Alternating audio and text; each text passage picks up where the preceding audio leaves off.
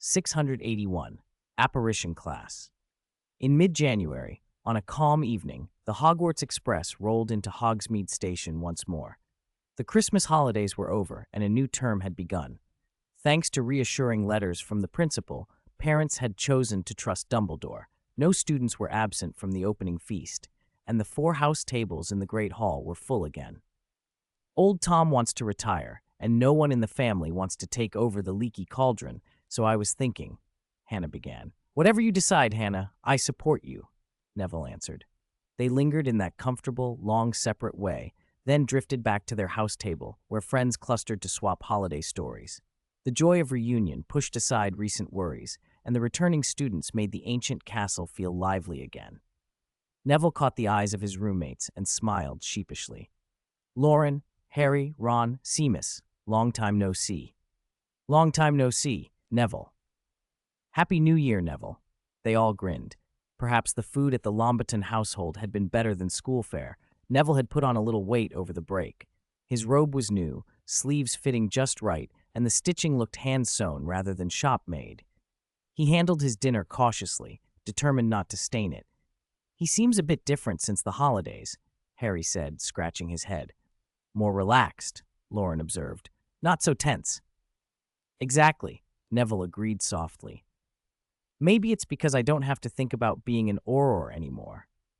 He sounded gentler than usual. My gran always wanted me to be an Auror, to restore the Longbottom name. After Mum and Dad were discharged, I could tell she still hoped I would become excellent.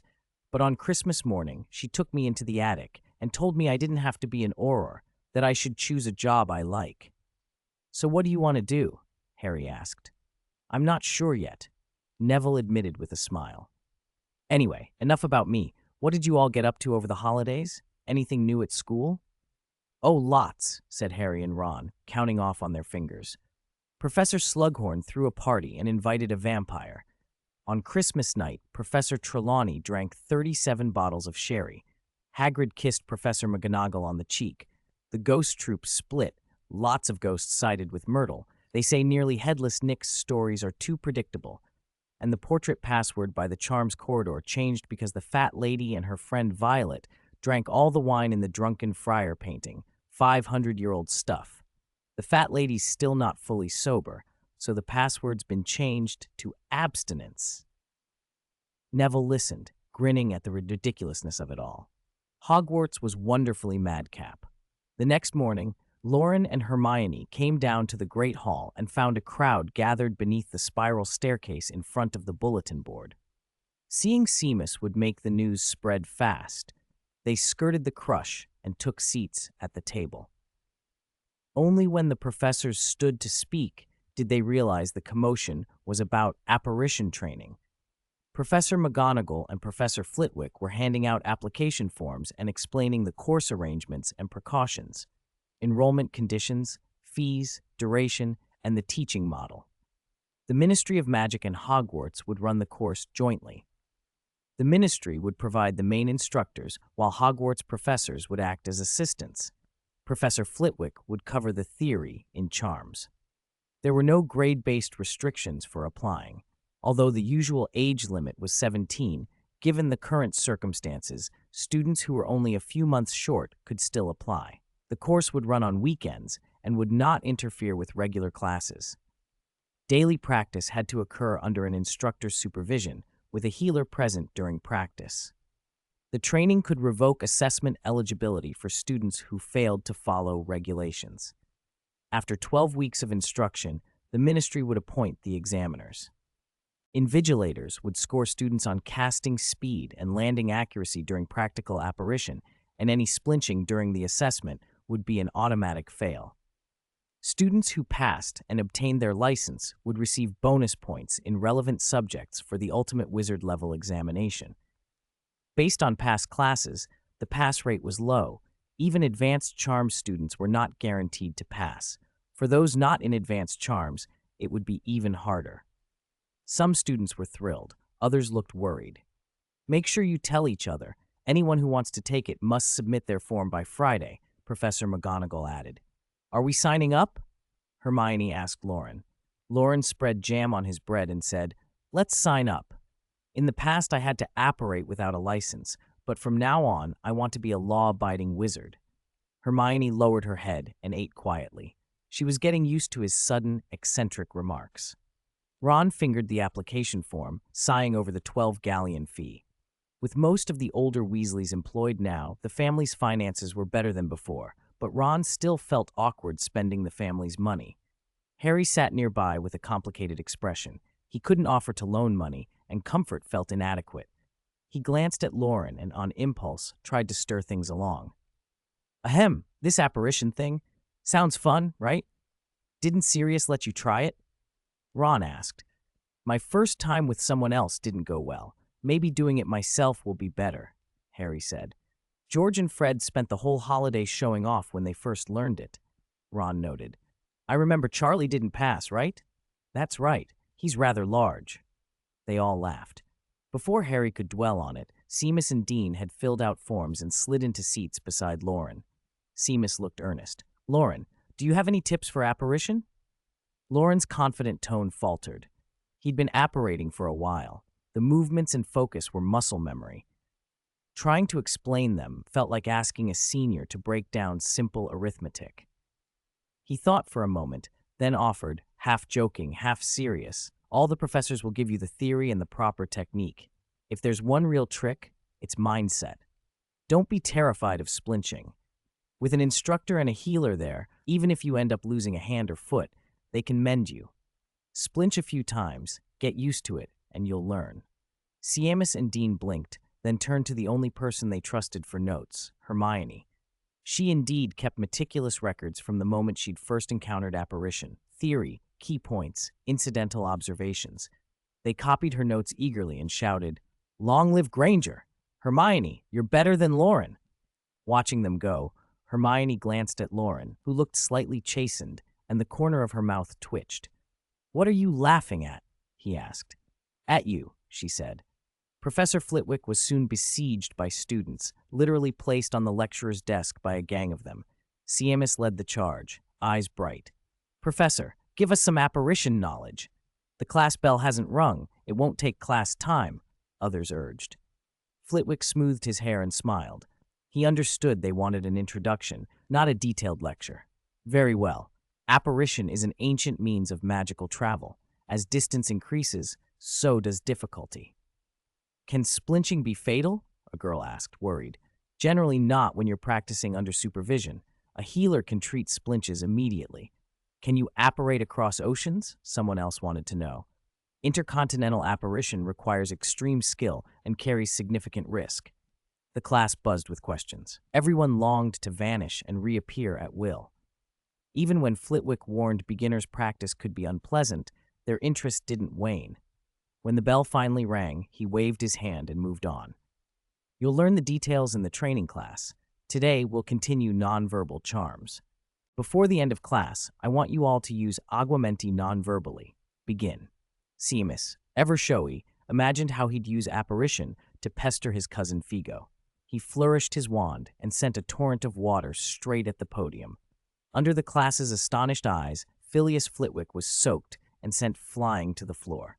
Silence stretched for a beat. Then Dean shouted, The second person to best a professor has appeared. The episode was talked about for weeks. By February, rain and gloom had settled over Hogwarts. The continuous wet weather ruined the grounds, and the first apparition lesson for 6th years, meant to be outdoors, was moved into the Great Hall. On a Saturday morning, Loren and Hermione found the hall rearranged, tables and benches pushed to the walls to make an open practice area. Dumbledore had temporarily lifted the hall's usual spatial enchantments, creating a contained area where apparition was permitted. That meant you couldn't apparate into or out of it. Anyone who tried would face the consequences. All the enrolled students gathered in the cleared center. Professors McGonagall, Flitwick, Slughorn, and Sprout stood at the front. The ministry instructor was a pale, slight man with fine hair, almost transparent lashes and light pupils. Students murmured that either frequent apparition had weakened him, or such a delicate build was best suited to vanishing. Good morning, he called, his voice louder than he looked. My name is Wigbert Tewksbury. For the next 12 weeks, I will be your apparition instructor.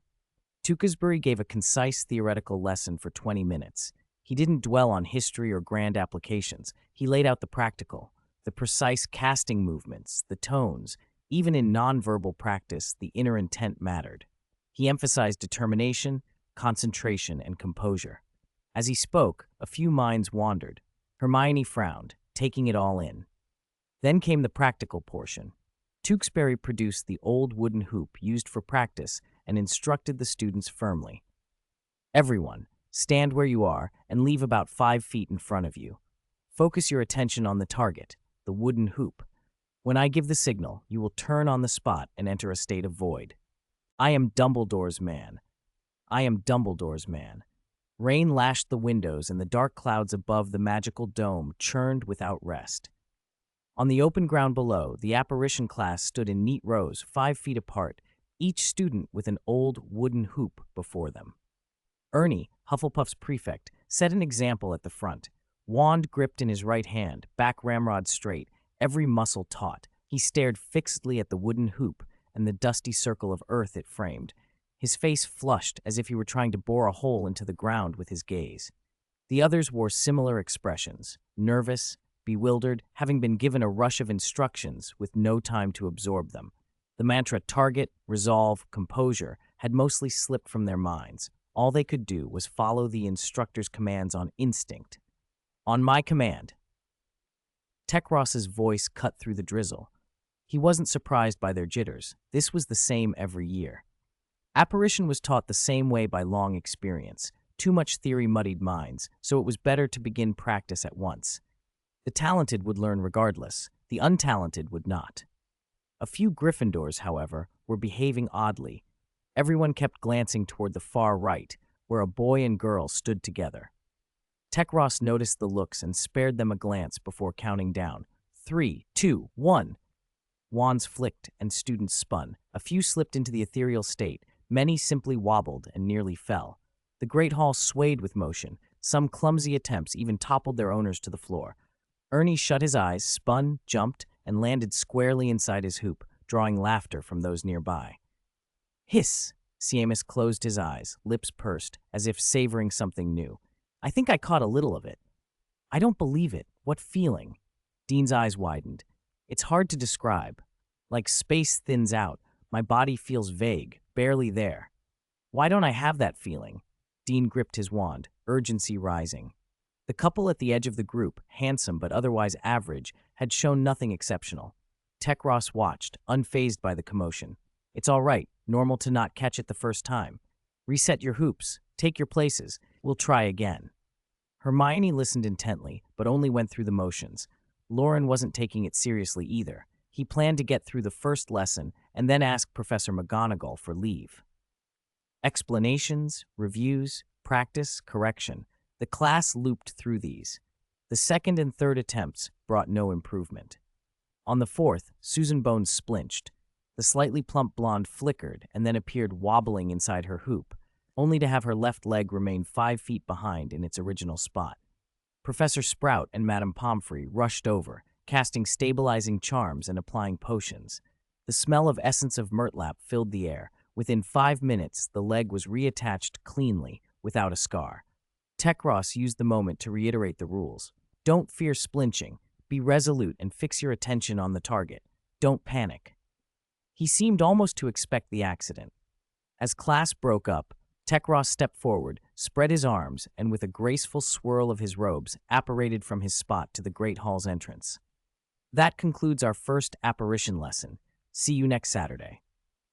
He bowed. A few girls cheered. Professor McGonagall whispered to Madame Pomfrey, then turned and met Loren's gaze. She smiled and gave them both a small wave. Loren and Hermione finished answering questions and hurried up to her. Professor McGonagall, they said together. I thought you two would show off your apparition skill and bask in the praise, McGonagall said, smiling. Am I someone who loves to show off in the professor's eyes? Loren retorted, frowning. I'd be happier if you loved to show off. At least you wouldn't be so lazy, McGonagall said, half teasing, then turned to Hermione. Listening for a whole class must have been boring, wasn't it? Not bored, Hermione replied. Just a bit confused. You felt the ministry instructor rushed through it? McGonagall asked. Don't you think so, Professor? It's not quite that simple, McGonagall explained. Apparition is ancient, deep magic. Too much detail at once only confuses. Talented students will learn regardless, others won't. The Ministry's method has been honed to avoid the most splinching accidents. Why did Professor Flitwick go into so much depth when he taught us? Hermione asked. At the time, I wanted you to understand the difficulty and perhaps to give up of your own accord. Hermione looked at McGonagall with a complex expression. Loren cleared his throat. Professor, could you help us? McGonagall smiled knowingly. I thought as much. You needn't attend future classes. Just sit the exam. I'll speak to Tekros. Thank you, Professor. As they climbed the stairs, Loren nudged the usually quiet Hermione and took her hand. What's wrong? Has Minister Granger drafted another reform? I think the current teaching model is crude. We could learn from the way driver's licenses are handled, staged tests, supervised practice. I'll discuss it with Professor Burbage, Hermione said. Minister Granger is far-sighted, Loren said, indulging her. Hermione shrugged. She was used to the teasing. And you, what will you do now that you don't have to attend? Find Flamel and open a new research project. Hermione raised an eyebrow. Professor Snape's made a potion to bring someone back from the dead already, hasn't he? We don't study forbidden potions, but the process from death to life could greatly inform our understanding of magic and the soul. Flamel and I are both intrigued. Sounds complicated. I'll explain if we have results. When Professor Burbage and I discuss a result, I'll tell you too. All right. In the corridor leading from the Great Hall to the courtyard, Ron chattered about the lesson. I felt something on the last try. My feet went all tingly. I'm nearly there, right, Harry? Maybe your trainers are too small, Harry teased, then blinked as a familiar figure approached. Minister Scrimgeour? Good to see you, Harry. May we speak? Scrimgeour asked, his gaze flicking to Ron. Ron, sensing he was no part of whatever came next, waved and backed away. Scrimgeour limped, but carried himself with a sharpness Fudge had never had. Hogwarts is a sanctuary for every wizard who grew up here. The Ministry is doing its utmost to protect it. Harry walked with him, uneasy about why the minister wanted to speak. What do you want to talk about? You, Scrimgeour said. Everyone knows the name Harry Potter, the boy who lived. Stories get warped, though. I used to dismiss the talk as rumor, but you know whose reactions show there's more to it. I don't understand. If you truly possess a way to confront you-know-who, has Dumbledore spoken to you about this? A little, Harry said. I promised Dumbledore I wouldn't reveal everything. Of course, if it's secret, I won't press you. Scrimgeour tried to sound easy, but his smile was tight. Still, people need hope. They look to you. In return for more Ministry personnel, some arrested Death Eaters are being released. I know it looks like compromise with evil, but, he faltered, shoulders tightening. I know the Ministry shouldn't bow to evil, but, Harry steadied him. Scrimgeour grasped his hand and looked him full in the face. You faced the Dark Lord many times. People believe you are the one the prophecy names, that you will defeat him. I can only speak plainly. You might feel an obligation to cooperate with the Ministry to give people confidence. Cooperate how? Harry asked. We can meet more often. Release carefully staged news and photos to the Prophet to reassure the public. You'll have chances to speak with Aurors like Kingsley Shacklebolt and Gawain Robards. You've said you want to be an Auror after you graduate, yes? Is that all? Fancy pretenses to lie to wizards and pretend everything's fine? Harry's tone was sharp. It's more than that, Scrimgeour said, eyes bright. You can provide the Ministry with useful information about Dumbledore's plans, for example. If we understood key points, things could go much more smoothly. I can guarantee it. You want me to betray Dumbledore for you? Harry snapped. Scrimgeour bristled. You're only 16. You may not appreciate the gravity. The situation is critical, and drastic measures may be necessary. We're trying to protect wizards. Then why not speak to Dumbledore? Why not trust him and work with him? The Ministry is the wizarding government, Scrimgeour said, stung. So you value the Ministry's authority above the fight against Voldemort. They glared at one another, tension crackling. Harry's occlumency training flashed through his mind as he assumed the worst about the minister. Scrimgeour's eyes narrowed, his tone hardened. I understand. You are Dumbledore's man, fully and completely in the Order of the Phoenix, aren't you?" "Yes," Harry said. Later that night, in the Gryffindor boys' dormitory, Harry's frustration spilled out. What is the ministry's standard for choosing a minister? Stupidity. Fudge, Scrimgeour. Everyone trusts Dumbledore, so why do they keep attacking him? Don't they see Voldemort as the real threat? Why won't they cooperate with Dumbledore's plan? Is it so shameful to follow Dumbledore? I'll get Slughorn's memory and help Dumbledore finish his plan myself. Neville and Ron, sons of ministry employees, kept silent. Seamus huddled under his blanket, eyes bright in the dark. Listening to top-level wizarding politics was rare and thrilling. On another four-poster, Loren wriggled twice, reached for the icon embossed on the cover of his book, and tapped it. Fantastic book. Activated. 683. Sleepless Night. Loren's consciousness slowly drifted into sleep and found itself in the book's virtual library. He discovered Flamel in the drama section, seated in a high-backed chair with an elaborately bound volume in hand. The alchemist's gray and white robes gleamed like moonlight. His bearing and manner were faintly reminiscent of Dumbledore, serene, composed, eyes full of depth. He was always reading. Luckily for Loren, Flamel liked nothing more. Loren drifted over and glanced at the book's cover. The Birth of Tragedy by Nietzsche, an inscrutable philosophy book, of course. "Oh, Loren Morgan." Flamel looked up, eyebrows lifting. "Long time no see. What brings you here?" Caught daydreaming in the library felt oddly like getting caught by a professor. Loren sat beside him and assumed the posture of a conscientious student. "I've been thinking a lot lately about the nature of soul, magic, and life." Flamel set the book down, intrigued. "A grand topic. It was inspired by Professor Snape." "Snape? The potions master studying resurrection?" "Yes. Have you started practicing?" Flamel asked. "Yes. As a master of potions, his grasp of magic surpasses most. If he has begun practicing, then bringing the dead back is at least theoretically possible. It's not a castle in the air." Flamel's voice carried genuine admiration. "Remarkable." Loren nodded and told Flamel what he'd pieced together about the resurrection ritual. Professor Snape worked with Lord Voldemort and created a Horcrux. He personally experienced dying and returning to life. From that, he must have captured the nature of death and refined Voldemort's ritual.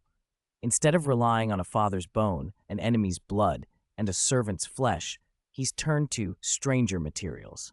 For a time, he's been guiding Harry to dream of his mother, using more ethereal things like longing or affection.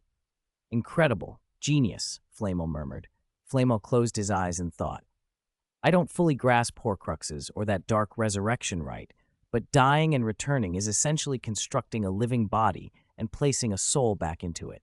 A Horcrux removes the need to summon a soul externally. The ritual becomes one of shaping a body to receive that soul."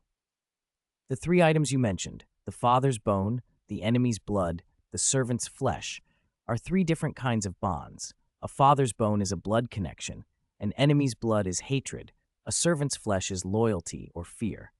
That's straightforward dark arts. Your professor, with his mastery of darker craft, understands the principle. Bone, blood, and flesh are materials for shaping the body. Hatred and loyalty are channels that pull the soul. By using affection or longing instead, he changes the ritual's nature, removing some of its worst effects. Loren followed, though not entirely. He silently admired Snape, then shared more of his own reflections on soul and body. Coming back from the dead touches on the mystery of life. From Muggle biology, we know cloning can make an identical body, but that's another life developing from an embryo, not consciousness or soul. Resurrection is different. You create a body without a soul and make it a vessel for the departed spirit. When we study ghosts, we see something else. Ghosts aren't souls. They are fragments of a deceased person's magic carrying memories, persisting where the departed left traces. They can't feel. They struggle to form new memories, and their thoughts degenerate. Exploring the relationship between body and soul is essential to understanding death. In our magical tradition, soul and body are inseparable. This makes me think of the boggart and the dementor. A boggart is tangible, you can touch it, but it has no real form, like an empty shell without a soul, only reflecting others' fears. A dementor has no physical form. It's like a soul thing, but it lacks memory and hasn't left traces in the physical world. Dementors are empty inside. They crave fresh memories and emotions. Flamel's silver eyes widened. His whole body tingled. His hair seemed to stand on end. No one had framed boggarts and dementors in terms of the origins of body and soul before. These two, semi-formed beings, matched perfectly the separate manifestations of body and soul. He hadn't thought in that direction until now, but he couldn't help wondering, could ancient wizards have created boggarts and dementors in experiments to explore making life, like homunculi in alchemy? Loren, unaware of Flamel's astonishment, went on. I also think apparition involves the body-soul relationship. The ministry instructor I saw earlier, his body was strange, light, pale, almost transparent at times, with fine hair. Those signs of translucence feel like his body losing part of its integrity during apparition and disapparition. Since my last sleepwalking episode, my sense of space sharpened and my control over spatial magic improved. While relearning apparition, I noticed details I missed before. Unlike portkeys or the flu network, apparition seems to require fully recalling the destination, more like sending the soul first and then using the soul's connection to pull the body through. The sudden void creates that bang. The pressure hits the body. Splinching wounds affect the body alone and heal differently than ordinary injuries. He paused. So I wondered, if you could move both body and soul simultaneously, might it be smoother and safer? Flamel regarded him for a long time and finally nodded. You can try. Their low, quick conversation filled the virtual library. Though there were only two of them, the place felt alive. Then, as if from another part of the dream, faint white steam rose from a bubbling cauldron and the scene shifted. The potions classroom unfolded, broad enough for dozens of students, a blackboard with a few blurred diagrams. Harry blinked, then made out the label, The Draught of Living Death. The scene snapped into focus. Shelves held jars of preserved specimens. Cabinets at the back housed potion ingredients. It was unmistakably a potions classroom. Because of Lily Evans's outstanding performance, Gryffindor earns 10 points. Professor Slughorn's excited voice rang out. He looked younger, with more of his precious hair intact. Cheers erupted from the Gryffindor table. Harry's gaze immediately found the girl with shoulder-length reddish hair and disturbing emerald eyes, so familiar, the same eyes he saw in the mirror every time he looked at himself. He watched her as she cleaned her cauldron, packed her books, and left the classroom without giving any notice to the boy in the corridor who kept tossing and catching a golden snitch to show off. Time in dreams slipped. In the great hall, long tables rippled and blurred, faces melted into indistinct shapes. Sounds drew out as if heard through water, near, far, distorted. Harry opened his eyes to the curtains of his four-poster bed. Around him his roommates slept, breathing evenly. Outside the window, the sky was the thin white of early spring dawn.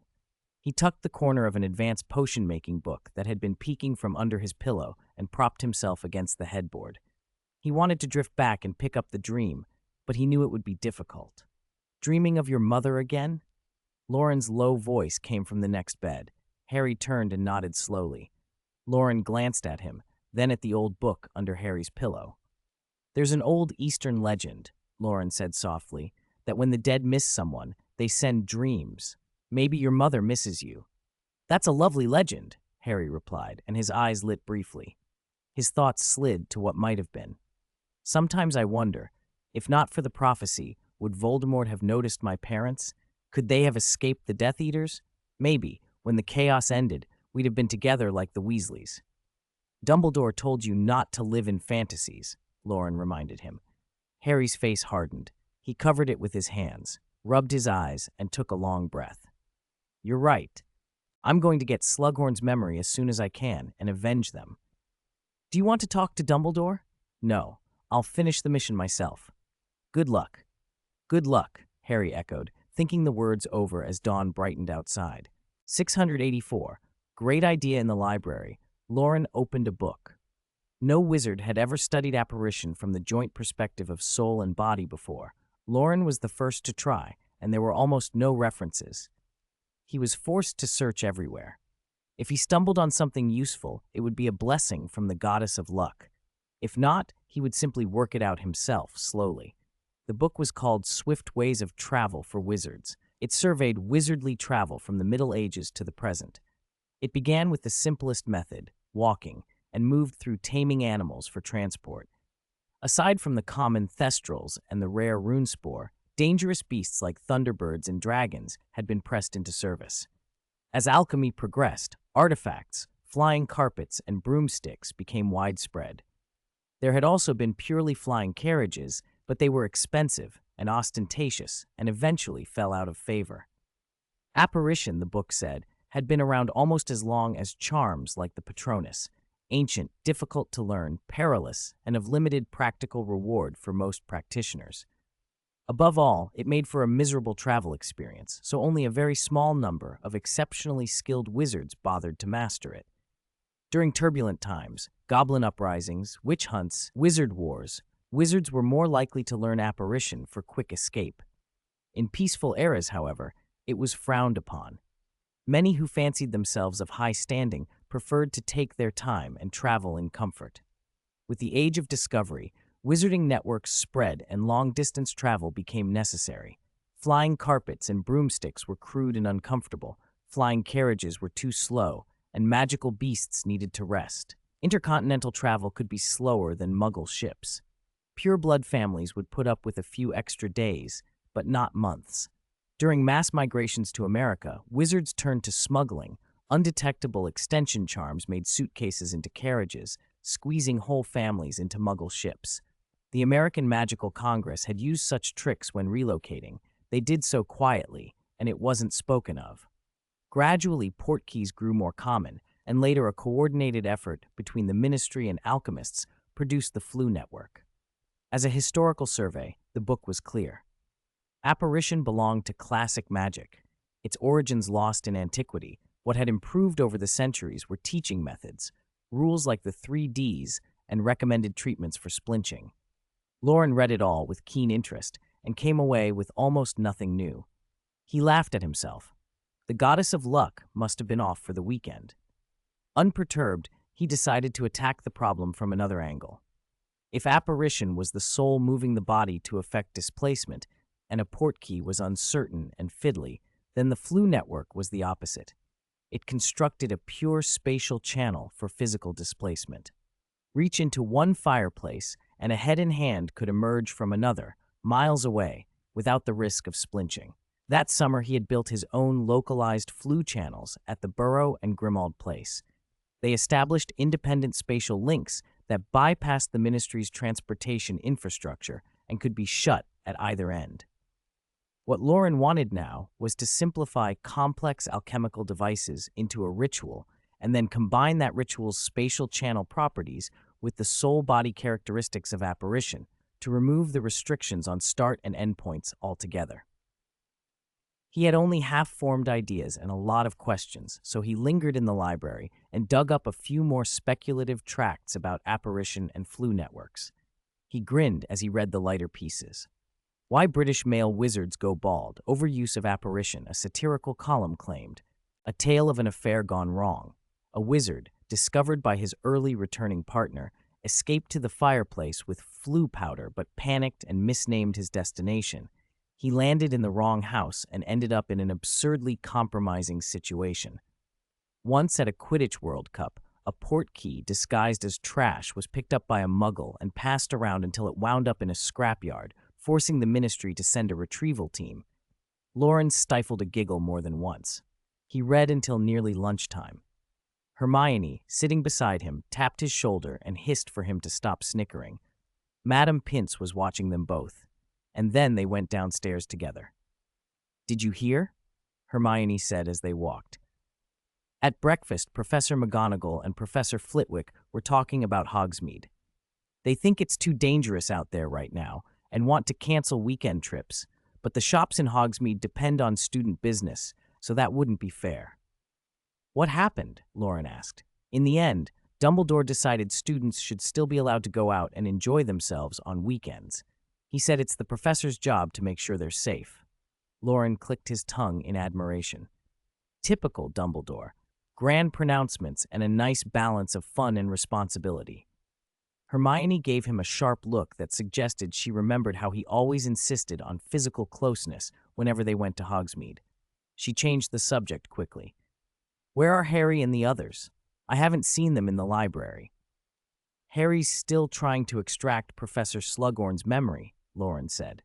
His first 2 attempts failed. He woke up this morning, oddly fired up. He wants to time his next try, maybe take a bit of Felix Felicis first, and see how it affects things. Ron and Siamis are studying those notes you left in the dorm. They all want to learn apparition as fast as they can so they can go home for the holidays and put their brothers in their place. And Professor Morgan, did she offer any advice? Loren smirked. Mock me much? You don't know yet, do you? I've come up with a rather brilliant idea about apparition. Just need time to think it through. I look forward to it, Hermione said, though she sounded more amused than skeptical. Later, in the headmaster's office, Fawkes lay lazily inside the hollow of the sorting hat. Silver instruments on the desk hissed and steamed, making the room warm. The portraits of past headmasters whispered among themselves, but kept their chatter low so as not to disturb the current occupant. Dumbledore, wrapped in his gray robes, sat with his long, strong fingers tapping the desk in a slow, steady rhythm. A parchment letter lay before him, sealed with the Ilvermorny wax seal. Dumbledore, the letter began in a neat hand. Spring has come, the snows on Mount Greylock have melted, and the new shoots are appearing. It's a beautiful sight. I sincerely invite you here for an outing. Sincerely, Agilbert Fontana. P.S. The new shoots and leaves of the snakewood are scarcer than in previous years. We simply cannot find the reason. 685, Situation London, an obscure street. It was early spring, and the air still carried a sting of cold. News that Lord Voldemort had taken the Ministry of Magic had already spread through the wizarding world. The papers had not yet reported it in full. Minister Scrimgeour's repeated reassurances in the Daily Prophet tried to calm things, but all of Britain remained on edge. As the political heart of the wizarding world, the area around the ministry emptied out. People moved away or fled. Even Diagon Alley grew quiet. Whether or not they were targets of Voldemort or his Death Eaters, people feared being caught by a stray Avada Kedavra. Mixed bloods and Muggle-borns panicked, pure-blood families fretted, and families tied to Death Eaters were uncertain how to behave. Rumors swirled that Scrimgeour was planning an Auror counterattack. Black market gossip said Voldemort intended to widen his rule.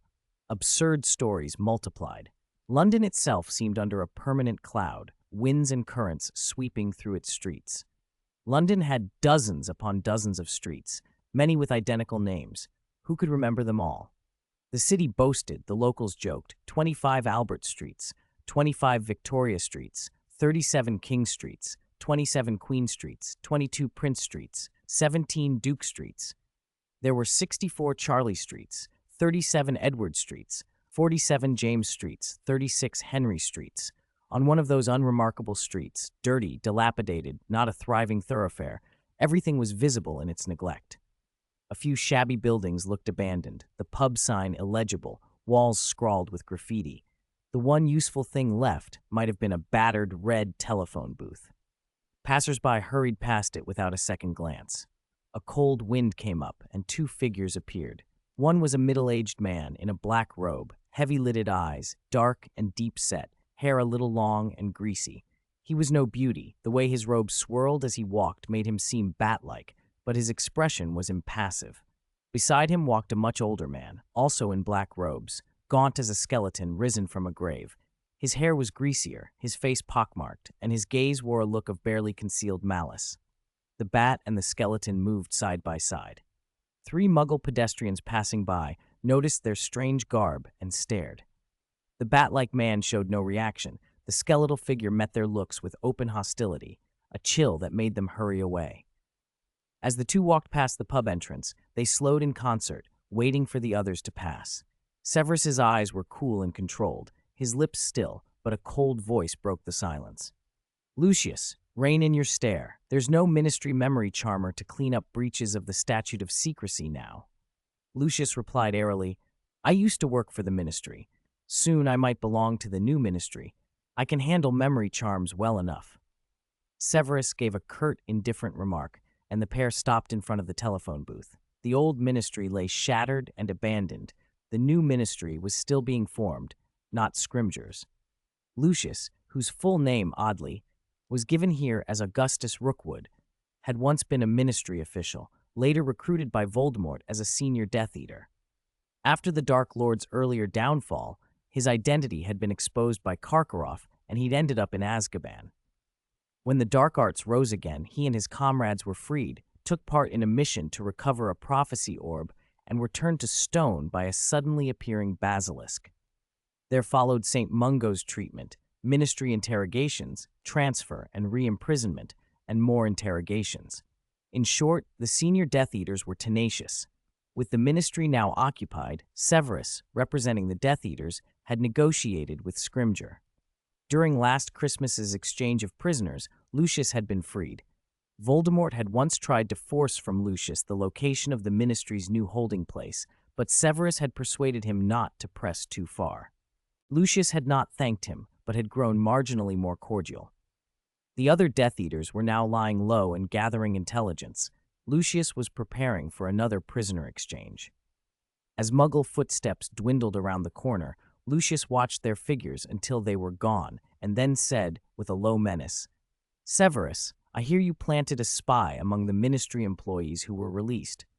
Not surprised. You, after all, were Dumbledore's man for over a decade. Convincing one, or several, cowardly types to infiltrate the ministry must have been easy for you. Don't look at me like that. I'm complimenting you. I'm not like Bellatrix. If the Dark Lord puts his trust in you, so will I. Thanks to you last time, the history of a dozen years ago didn't repeat. How are things progressing?"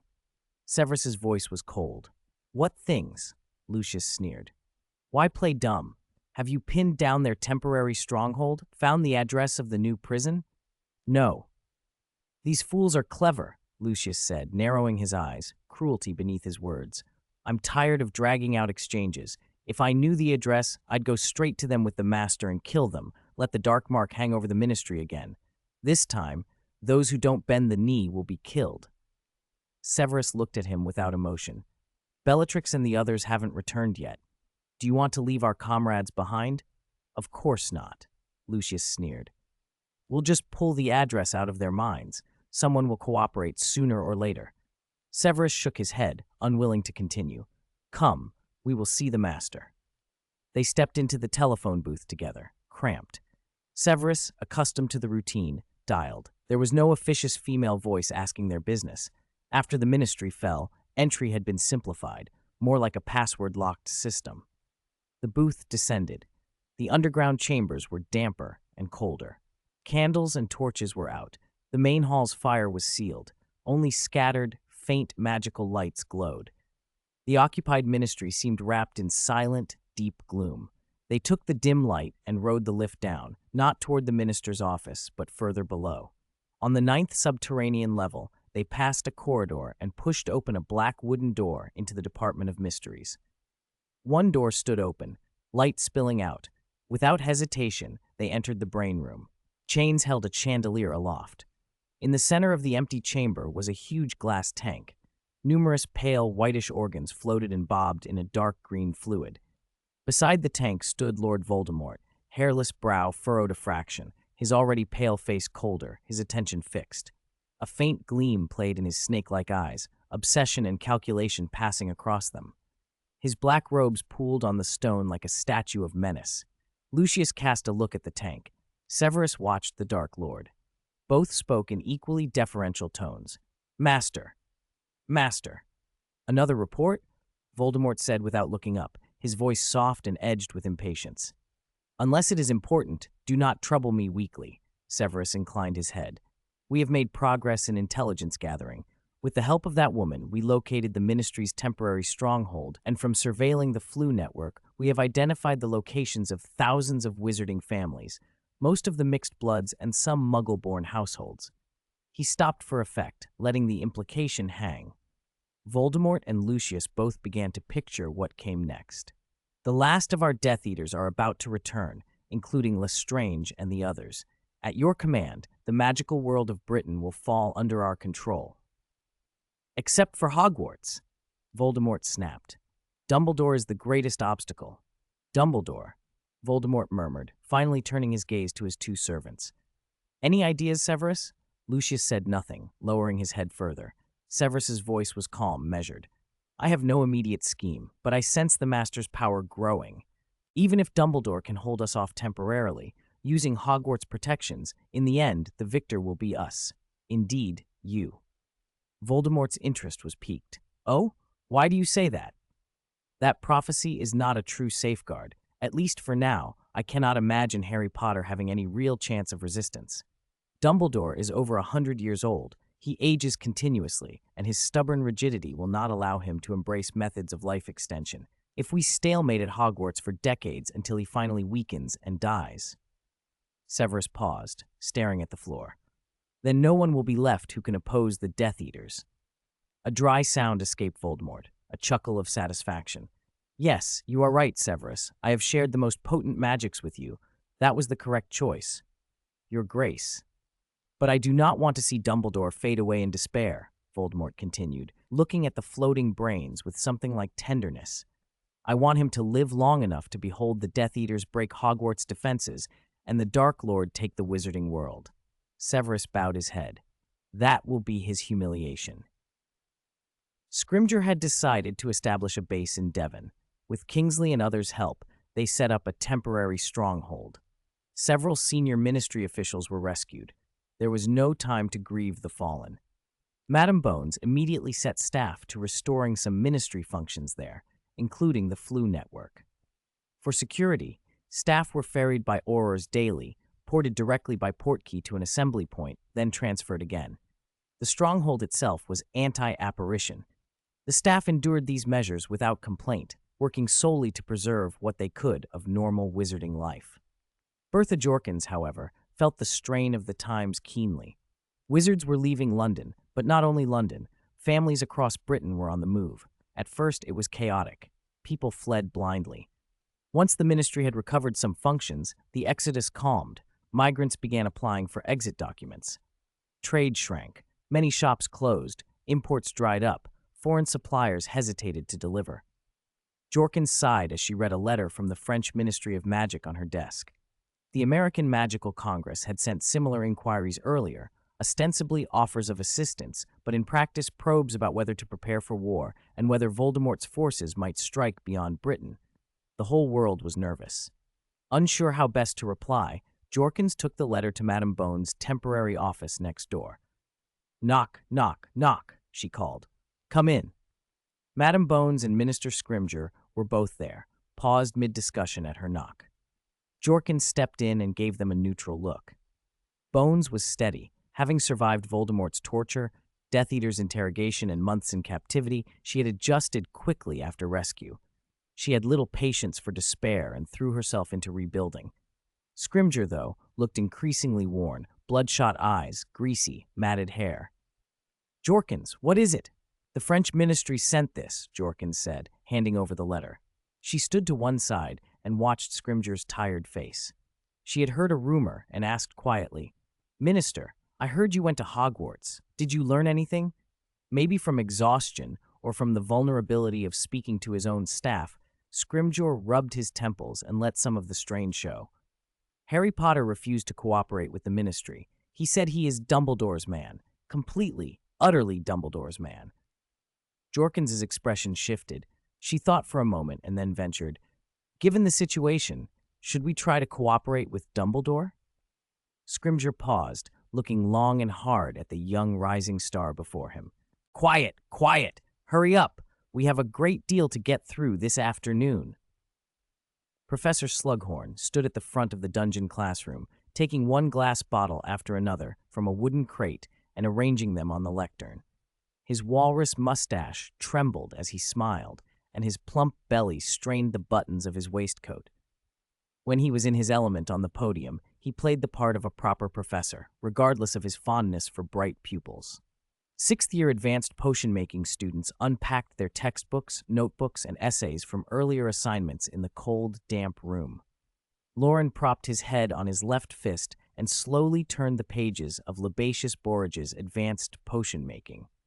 Beside it sat Hermione's notebook, tidy and thorough. Harry still had the battered Half-Blood Prince textbook in front of him. Ron squinted at the cramped, angular handwriting and tried to make sense of it. Ron scratched his head, about to ask, when Slughorn opened his own textbook and began the lesson. With the term already in its second semester, the class had settled into a rhythm. They were at the last chapter of the year, a crucial topic for the end-of-year wizarding exams: antidotes to poisons. Slughorn let his gaze sweep the room, lingering a fraction of a moment on Harry before moving on. This lesson we continue with Gubrathian fire. Do you remember what we covered last time? Who can tell me about it? Harry and Hermione shot up their hands simultaneously. Loren and Ron watched them. Hermione thought for a moment of Harry's recent plan and almost lowered her hand, but Slughorn called her name. Miss Granger? Hermione stole a look at Harry, then answered crisply, Gubrathian fire states that the number of ingredients required to counteract a mixed poison is greater than or equal to the sum of the ingredients needed for the antidotes to each individual poison.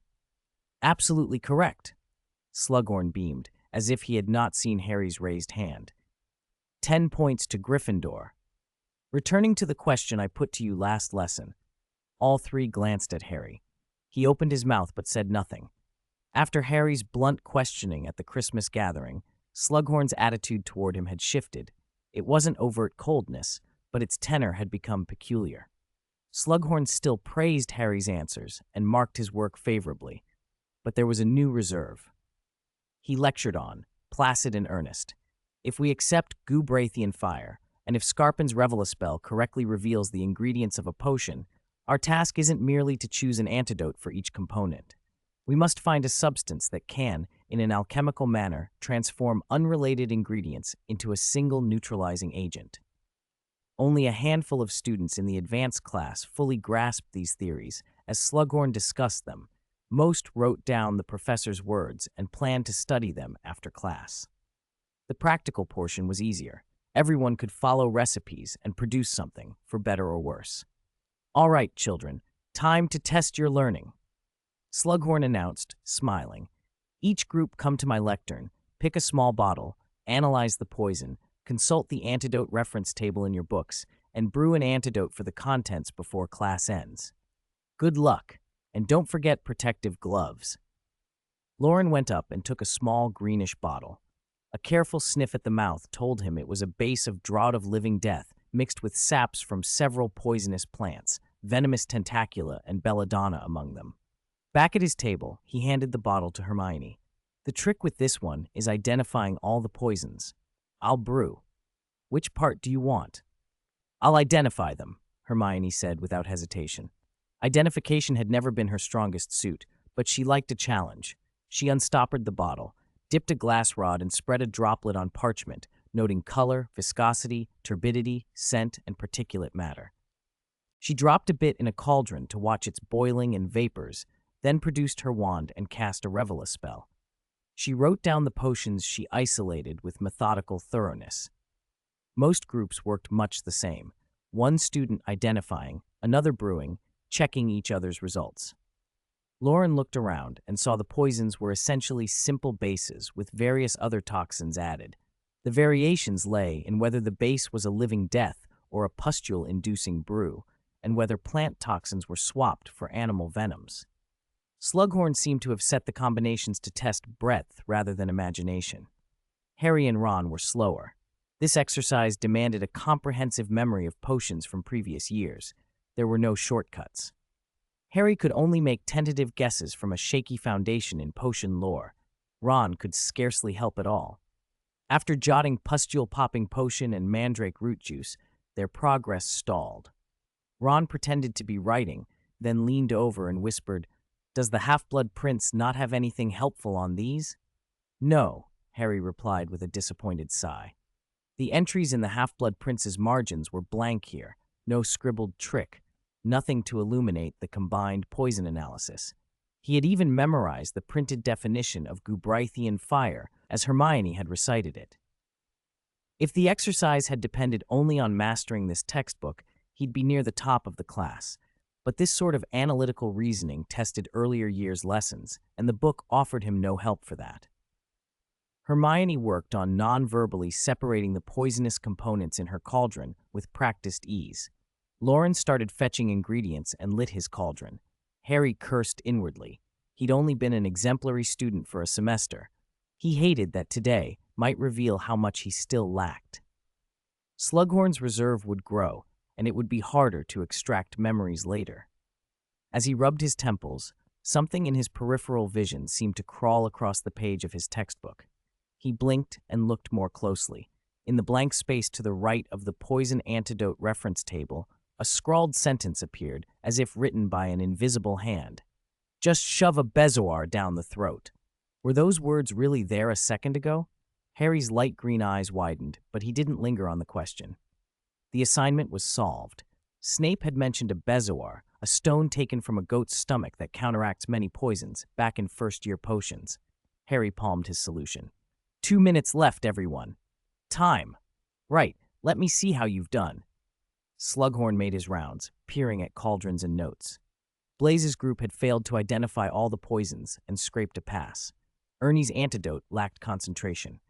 As expected, Loren and Hermione received top marks, identification and antidote both excellent. Slughorn finally reached Harry's table and frowned at his cauldron. I must say, this isn't like you, Harry. Harry opened his hand. A small bezoar sat in his palm. Slughorn stared at it for a full 10 seconds, then laughed. Oh, I can't mark you wrong. A bezoar does work in many cases, but it doesn't cure everything, and they're rare. Knowing how to brew proper antidotes is still essential. Studying potions requires creativity and independence. You're very much like your mother. 10 points to Gryffindor for your daring, he added, clapping his hands together. When the bell rang, Harry lingered behind, politely peppering Slughorn with questions about antidotes and toxins. The professor answered patiently, the atmosphere warm and convivial. After several months, Harry had once more found favor in Slughorn's eyes. Friday afternoon. The Gryffindor common room lay sunlit and pleasant. Loren sat in his usual spot by the small round table near the window, the perfect viewpoint. Outside, new shoots were pushing through the grass down to the lake. The surface shivered in a gentle breeze, reflecting cloud and sky, while beyond lay the dense forbidden forest and distant hills. Beside him, Hermione hunched over parchment, writing intently. She'd been discussing recent findings with Professor Burbage and intended to turn them into a formal paper for submission.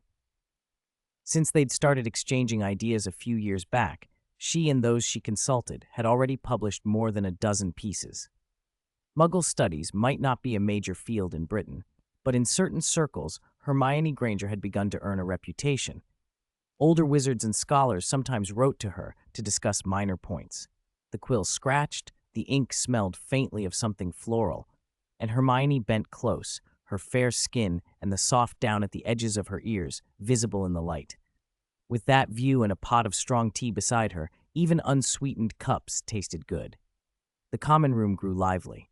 Seamus and Dean had moved sofas and a small table to clear a space and were practicing apparition using an old wooden hoop. I must find a way to soften up Slughorn, one of them was saying earnestly. Then wait for the right moment to ask about you-know-who.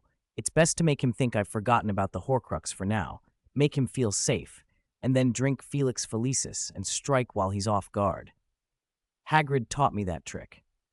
He paused, then saw that Harry and Ron were only half listening. Ugh, are you even paying attention? Harry looked over at his friends. The two in that corner were insufferably smug. Ron was distracted, watching Seamus and Dean twirl in endless practice.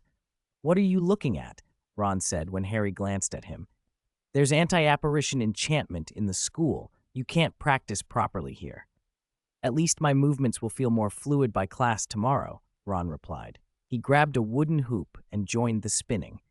Harry had been thinking and talking so little lately that he surprised himself by getting up and taking part.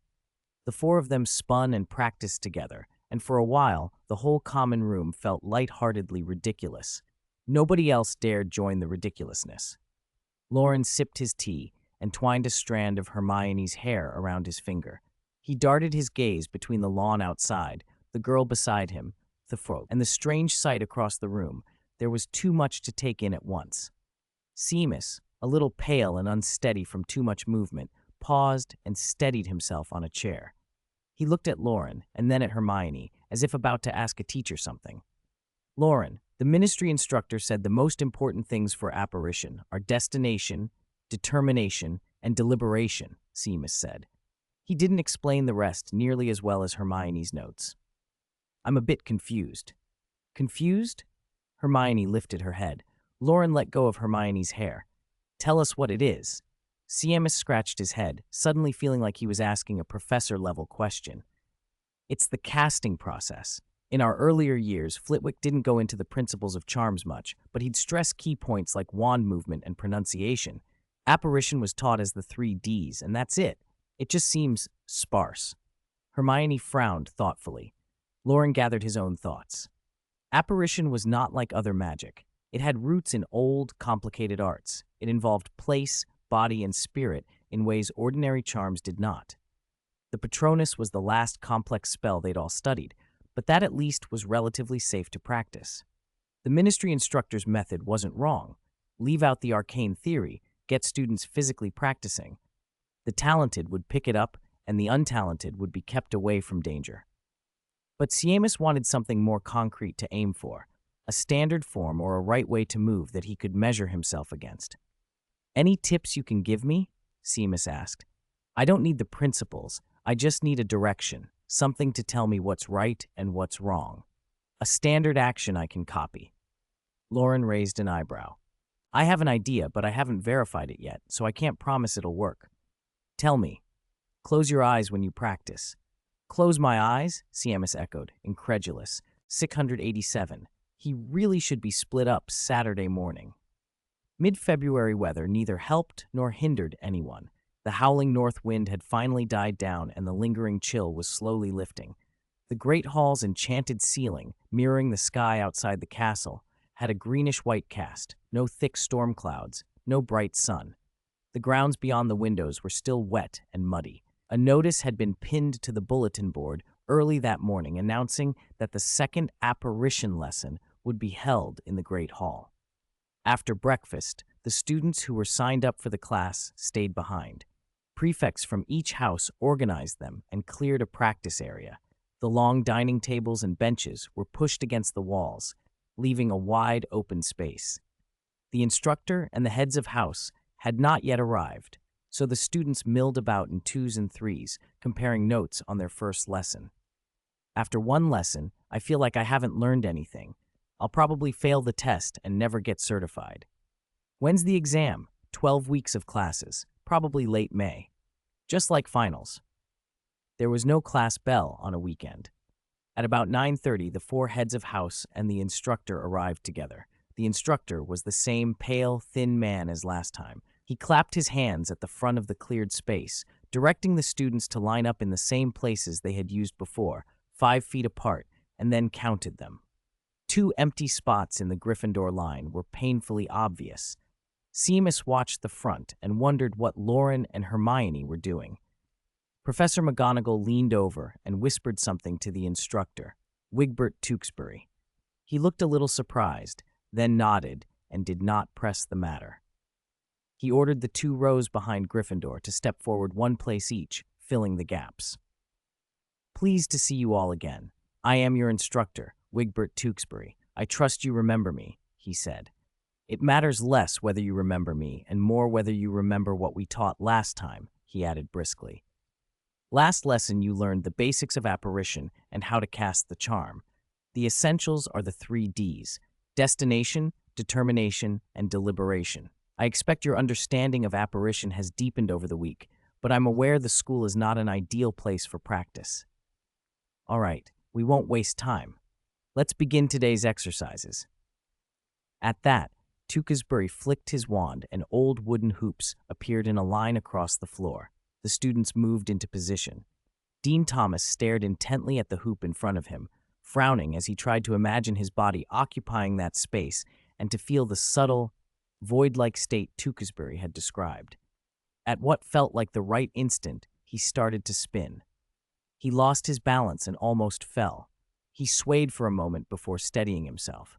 Seamus glanced at his friend, opened his mouth, then shut it.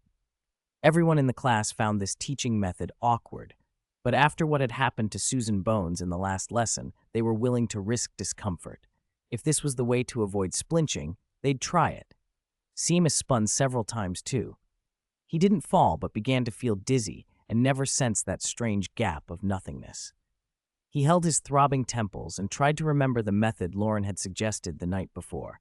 Focus your consciousness on the space inside the hoop. Close your eyes and don't let your physical sight interfere. He looked at the hoop. It looked old, its crevices dark with dust. The stone floor inside it showed the great hall's tiles, crisscrossed with complicated, chaotic lines. From certain angles, the pattern coalesced into the vague shape of some animal, though he couldn't quite make it out.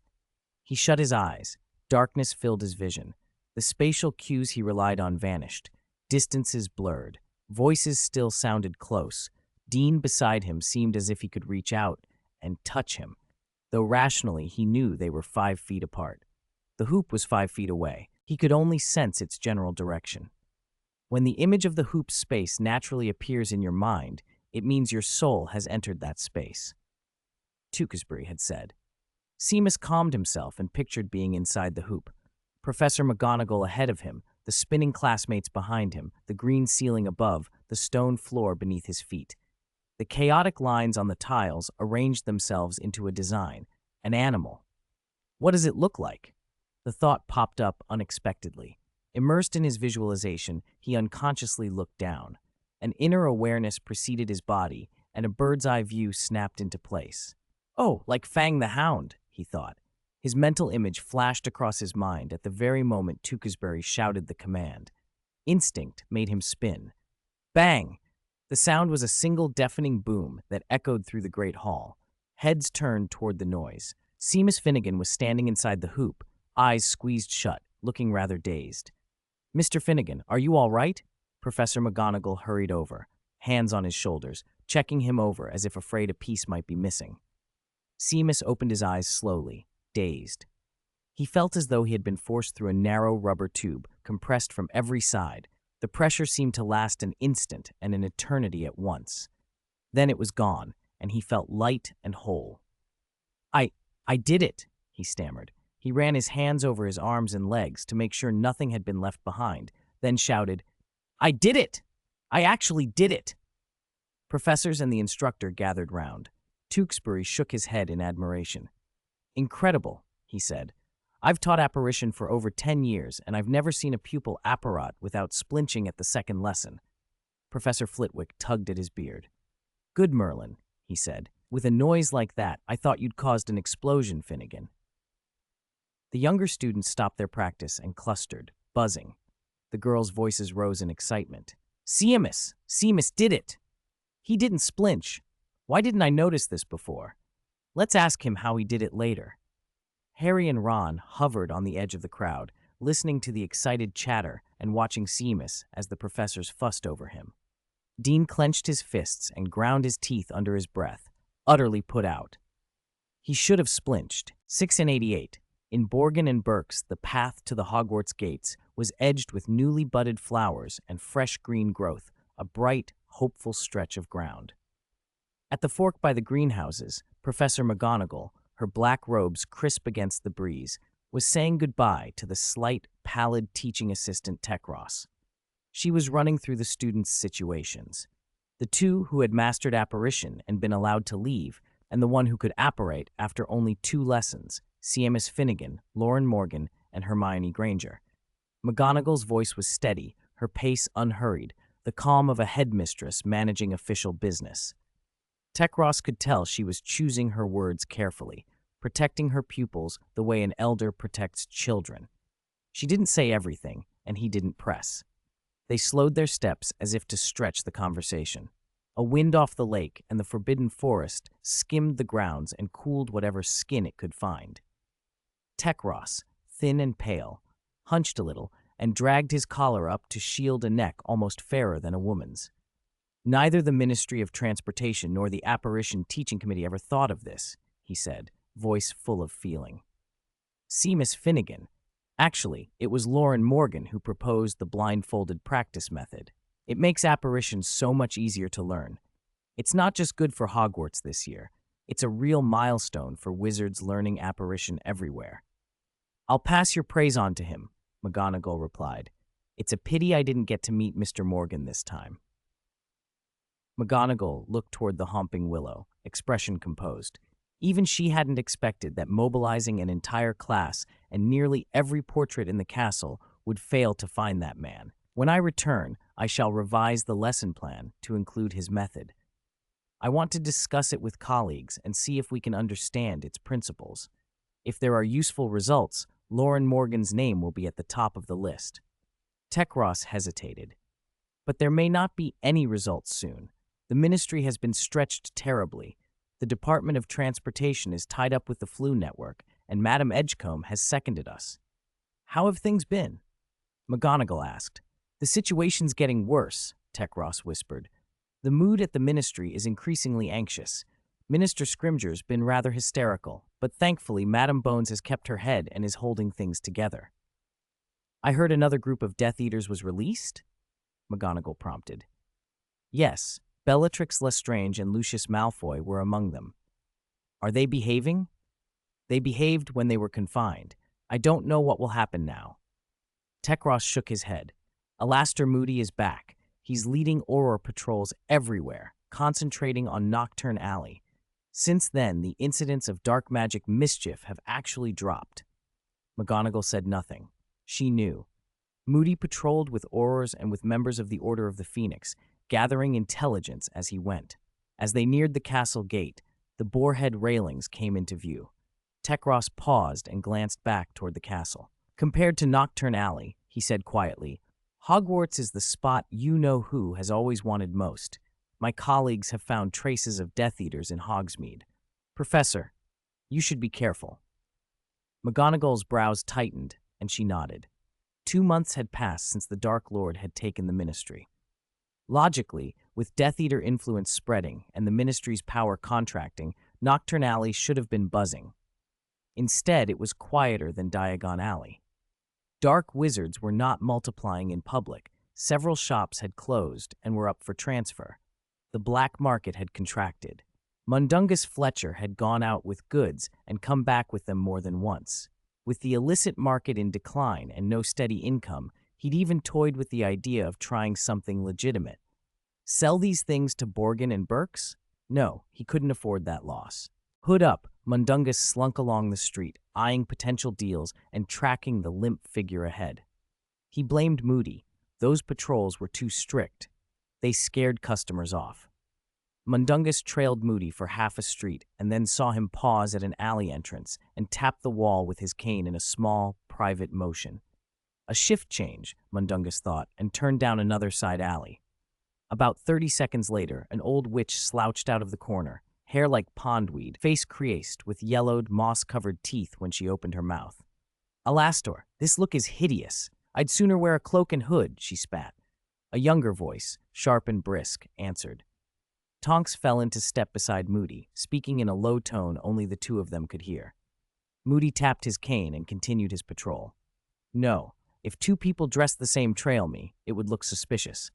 Oh, Tonks sighed, muttering, I hope the next person to take over isn't. Isn't who? Remus? Moody asked. Tonks's face tightened immediately, and she stepped away, clearly unwilling to say more.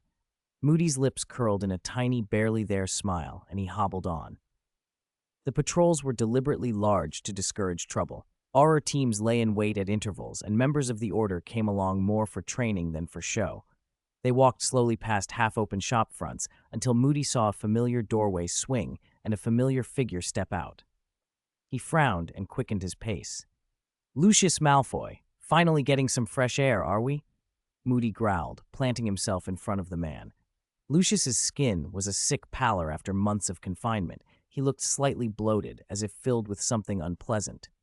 He stared coldly at the limping Auror and sneered. What's the point of provoking me? If I did anything here, would you arrest me? Where would you put me? Azkaban? The Ministry's new prison? Does Scrimger dare lock me up again? Moody's magical eye whirled and fixed on him. His grip tightened on the cane. Perhaps I don't want to arrest you, he said, voice low and dangerous. Lucius's nostrils flared. He snorted and turned to go. Tonks watched his retreating back and then looked up at the Borgin and Burke's sign with a thoughtful expression. He wasn't there to shop. He was there to sell. Mundungus had been saying for days that Borgin and Burke's had been slashing their prices. After rising early and having breakfast with Hermione, Loren did not linger in the Great Hall, waiting for his second class the way the other students did. He and Professor McGonagall had already arranged it last week. Hermione went upstairs to find Professor Burbage and polish her paper for publication, while Loren drifted up to the 8th floor, pausing for a few minutes to watch a portrait of silly Barnabas teach a troll ballet steps.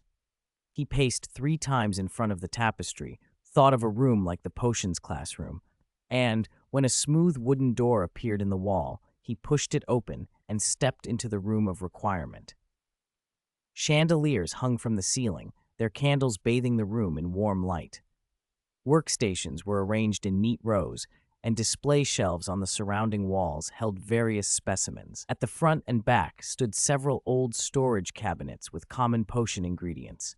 Loren paid them no mind. He was not there to brew potions today. He walked straight to the workstation usually used by the professor, touched his pendant, and produced 2 items, a wooden box wrapped in black cloth and a smooth black stone. The box under the cloth began to tremble as if responding to the change in the room. From within came a dull, distinct tapping, like bony fingers on wood, that carried a faintly sinister undertone. If Loren had not known it contained a boggart, he might have believed something alive was hiding inside. Years earlier, he had asked Professor Lupin to procure a batch of boggarts for his research.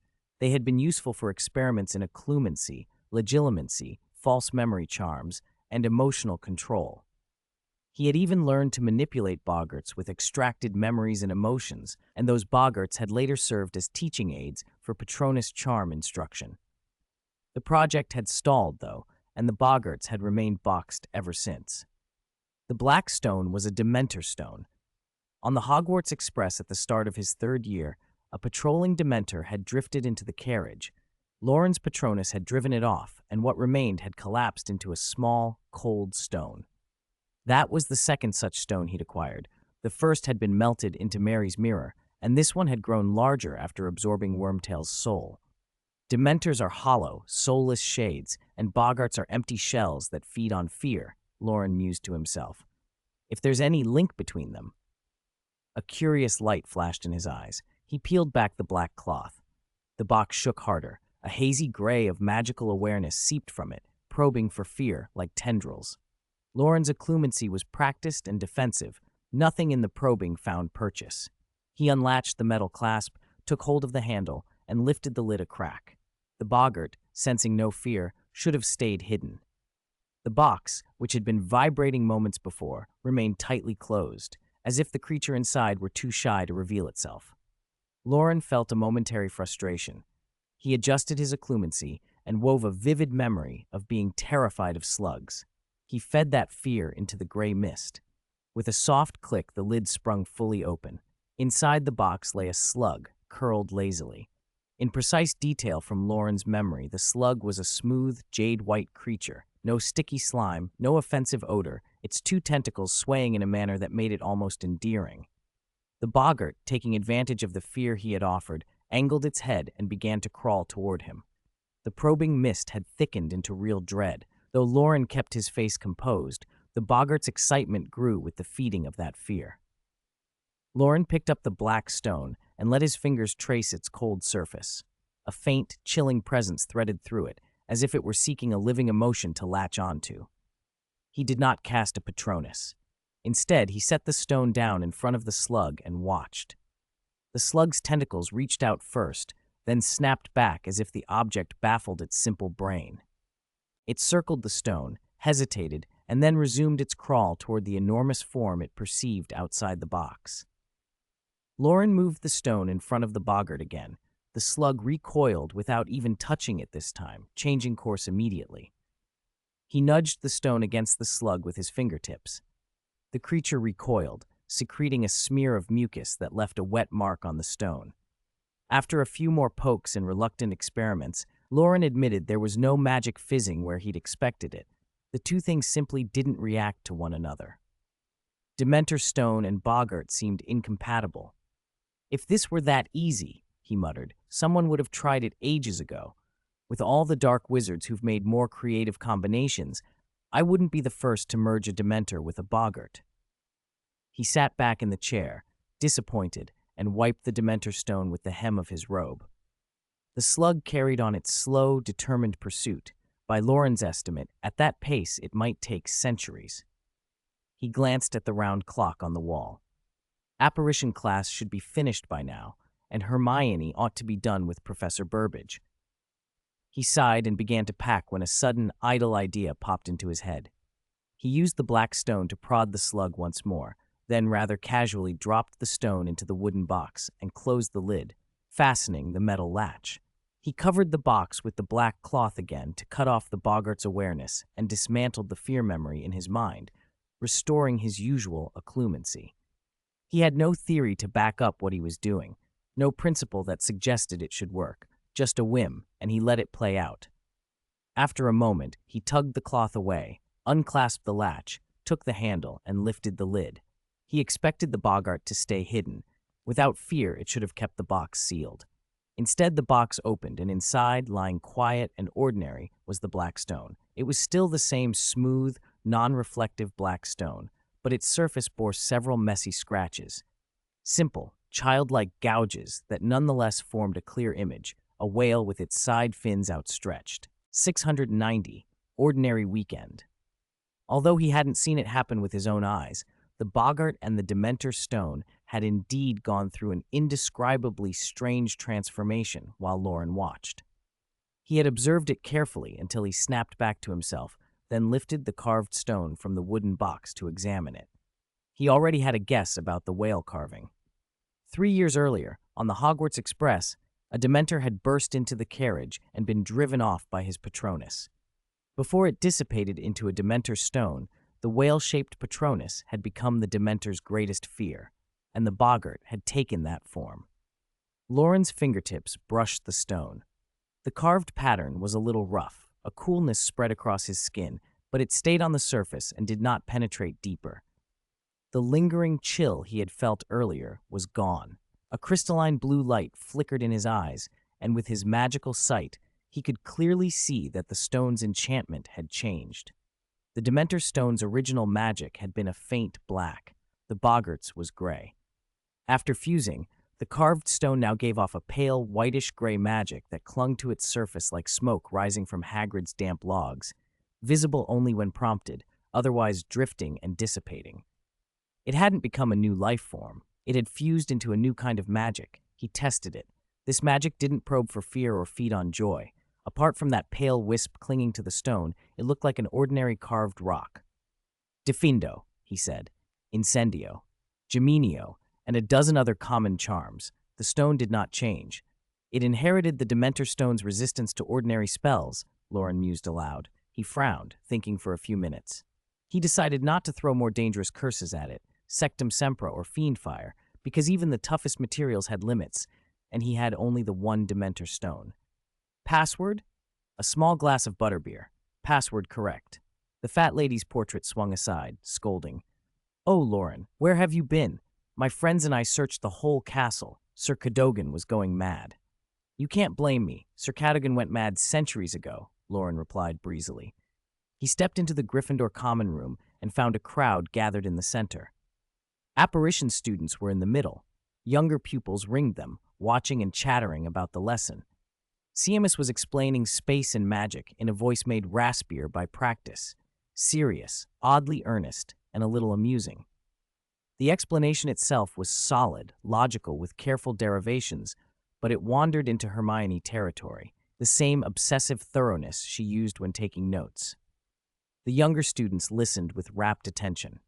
Loren made his way toward his usual place and saw Hermione at the round table by the window. She wore the standard robes, tie and crest gleaming in gold and red.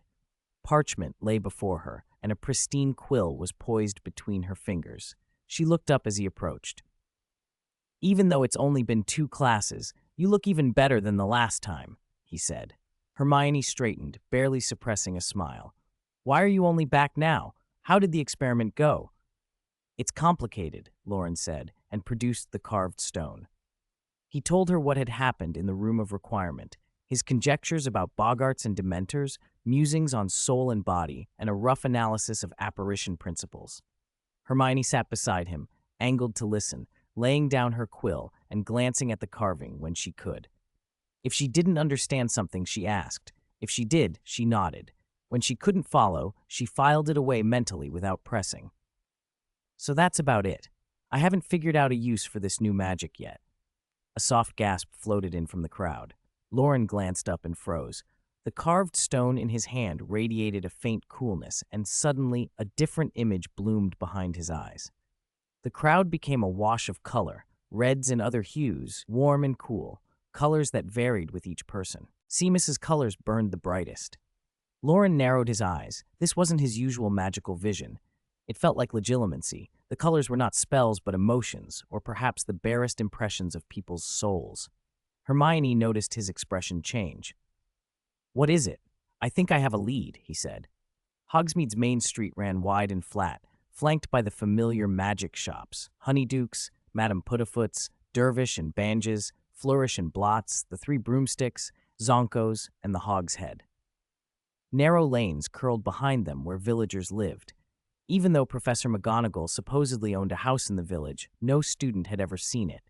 On Hogsmeade weekends, the shops along the main street were a treasure trove. The alleys were an extra world to explore. Most shops here lived off the students. On weekdays they were quiet, and lately some didn't even open. Only the Three Broomsticks and the Hog's Head kept steady trade. Honeydukes, however, kept booming on mail orders. Former students still hankered for Ambrose's confections. Ambrose and his wife had built up a loyal customer base, and at month's end they watched the accounts with the confidence of small business owners. They were especially cheerful when a certain sixth-year Gryffindor passed through. "Goodbye, I hope these sweets bring you good cheer," they called. "Goodbye, Madame Ambrose," Loren answered, stepping out into the sharp air. He pushed his shoulders up against the cold and put a large paper bag full of treats into his bag, leaving out 2 chocolate truffles, one for himself and one for Hermione. Hermione protested, but a truffle had already been pressed into her mouth. The sweet melted against her lips, and she mumbled around it, unable to make a proper objection. Taste made communication unnecessary. She got it. Loren mimed satisfaction. Tasty, right? She rolled her eyes, but couldn't hide the smile. They walked arm in arm toward the Three Broomsticks. After so much time together, they often moved in silence, and yet understood each other perfectly. An ease that had grown slowly and naturally, like the first warm breezes of late winter or the fresh scent outside a sweet shop. At about 11, they arrived at the Three Broomsticks. The tap room was pleasantly busy. Most of the patrons were Hogwarts students. A handful of villagers clustered at the bar, watching their antics with fond amusement. Madame Rosmerta floated between tables. Harry and the others were by the wall. A pair of red-haired Weasleys were leaning in to gossip. George looked up as Loren and Hermione approached. "Hey, aren't these the lovebirds? How was the candy shop date?" he called. "The candy shop was great. Would be even better if there was a Zonko's nearby," Loren said as he sat beside Hermione. "We were thinking of renting Zonko's in Hogsmeade," George sighed. "But the street's quiet now. What's the point?" "Think of it this way," Fred said. "When things are bad, property prices drop. It's a good time to buy." George and Fred brightened at the idea, but Harry scratched his head. "But if business is so bad you can't open a shop, why buy one?" Before Loren could answer, Ron chimed in. "Why are you being daft? Why's business bad now?" Lord Voldemort?" someone suggested. "Exactly," Ron said. "When Dumbledore defeats him, business will bounce back." George and Fred moved on to give Loren an update about the joke shop. "Diagon Alley's slowing down, but our business is still doing well. Wizards from other countries mail order our stock, and the Ministry placed an extra order," George said. The tone was half proud, half puzzled. Weasley's Wizard Wheezes had turned into something between a prank shop and a small defense contractor. The Ministry had placed additional orders, and a few senior officials and Aurors were buying items privately. The shop was getting more lucrative, but it wasn't exactly bringing more laughter. George and Fred worried it was changing their original purpose.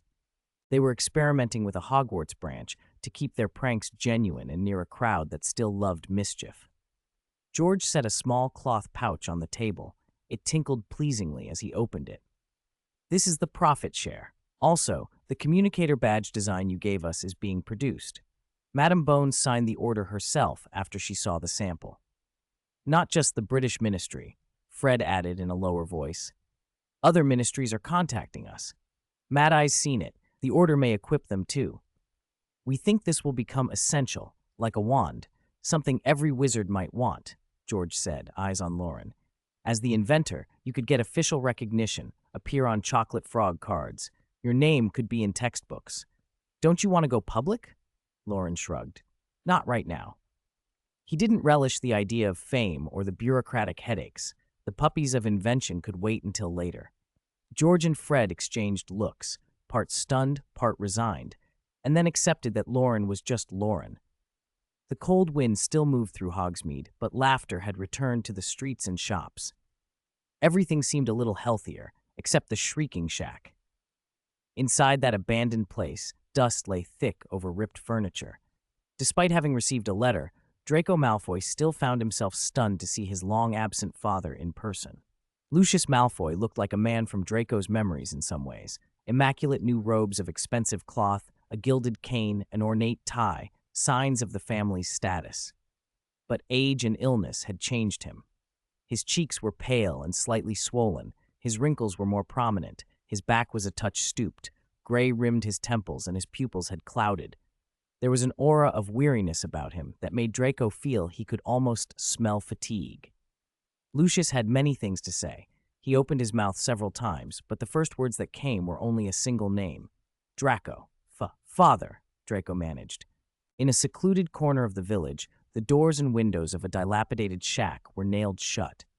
A few thin breezes skimmed along the rotten walls and whispered into the room through narrow cracks, bringing the chill of early spring with them. You don't need to worry about things at home. Take care of yourself, Lucius said softly, a sadness undercutting his voice.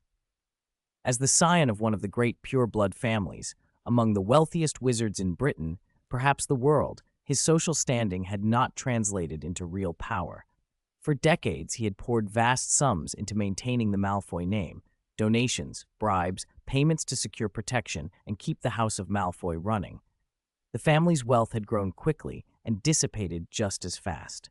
Thousands of galleons flowed to influential figures at the Ministry of Magic, to you-know-who, and once to the governors of Hogwarts as well.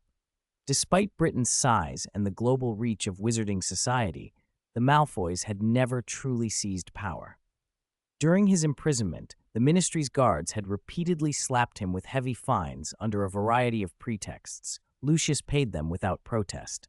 Some of the money went to legitimate penalties, some into the guards' pockets, but for the Malfoys it had been tolerable, and those payments had made his life in Azkaban more bearable. Now, freed last week, he had been ordered by you-know-who to rebuild the Death Eaters on the Ministry's model and prepare to form a new wizarding government. Promises and threats had been made in equal measure. The rewards were largely theoretical, and the penalties were tangible. Lucius had no doubt the Avada Kedavra that could be summoned from that new wand might be directed at him or his family at any moment. He did not lay everything bare for Draco, nor did he show too much emotion. He went on, quietly practical. The Death Eaters and the Ministry's forces are both regrouping. After the prisoner exchange, neither side has many bargaining chips left. Even Elder Goyle, who is hardly quick on the uptake, can see that the war is about to begin in earnest. It won't touch Hogwarts immediately, but, Draco, your name is Malfoy. Everyone knows you're the son of a senior Death Eater. You will be implicated. Draco listened without interrupting. His face, handsome and almost too composed, betrayed little. He glanced down at the family crest on his father's new robes, a large silver M set on a ribbon, a black and green serpent embroidered across it in homage to Salazar Slytherin. Around the outer circle were the Latin words, "Pure blood prevails." When had he grown as tall as his father? Lucius noticed the sudden shift too. In a blink his son had shot up, and a brief, involuntary daze passed over him as the Dark Lord's image intruded with its familiar, thinly veiled threats.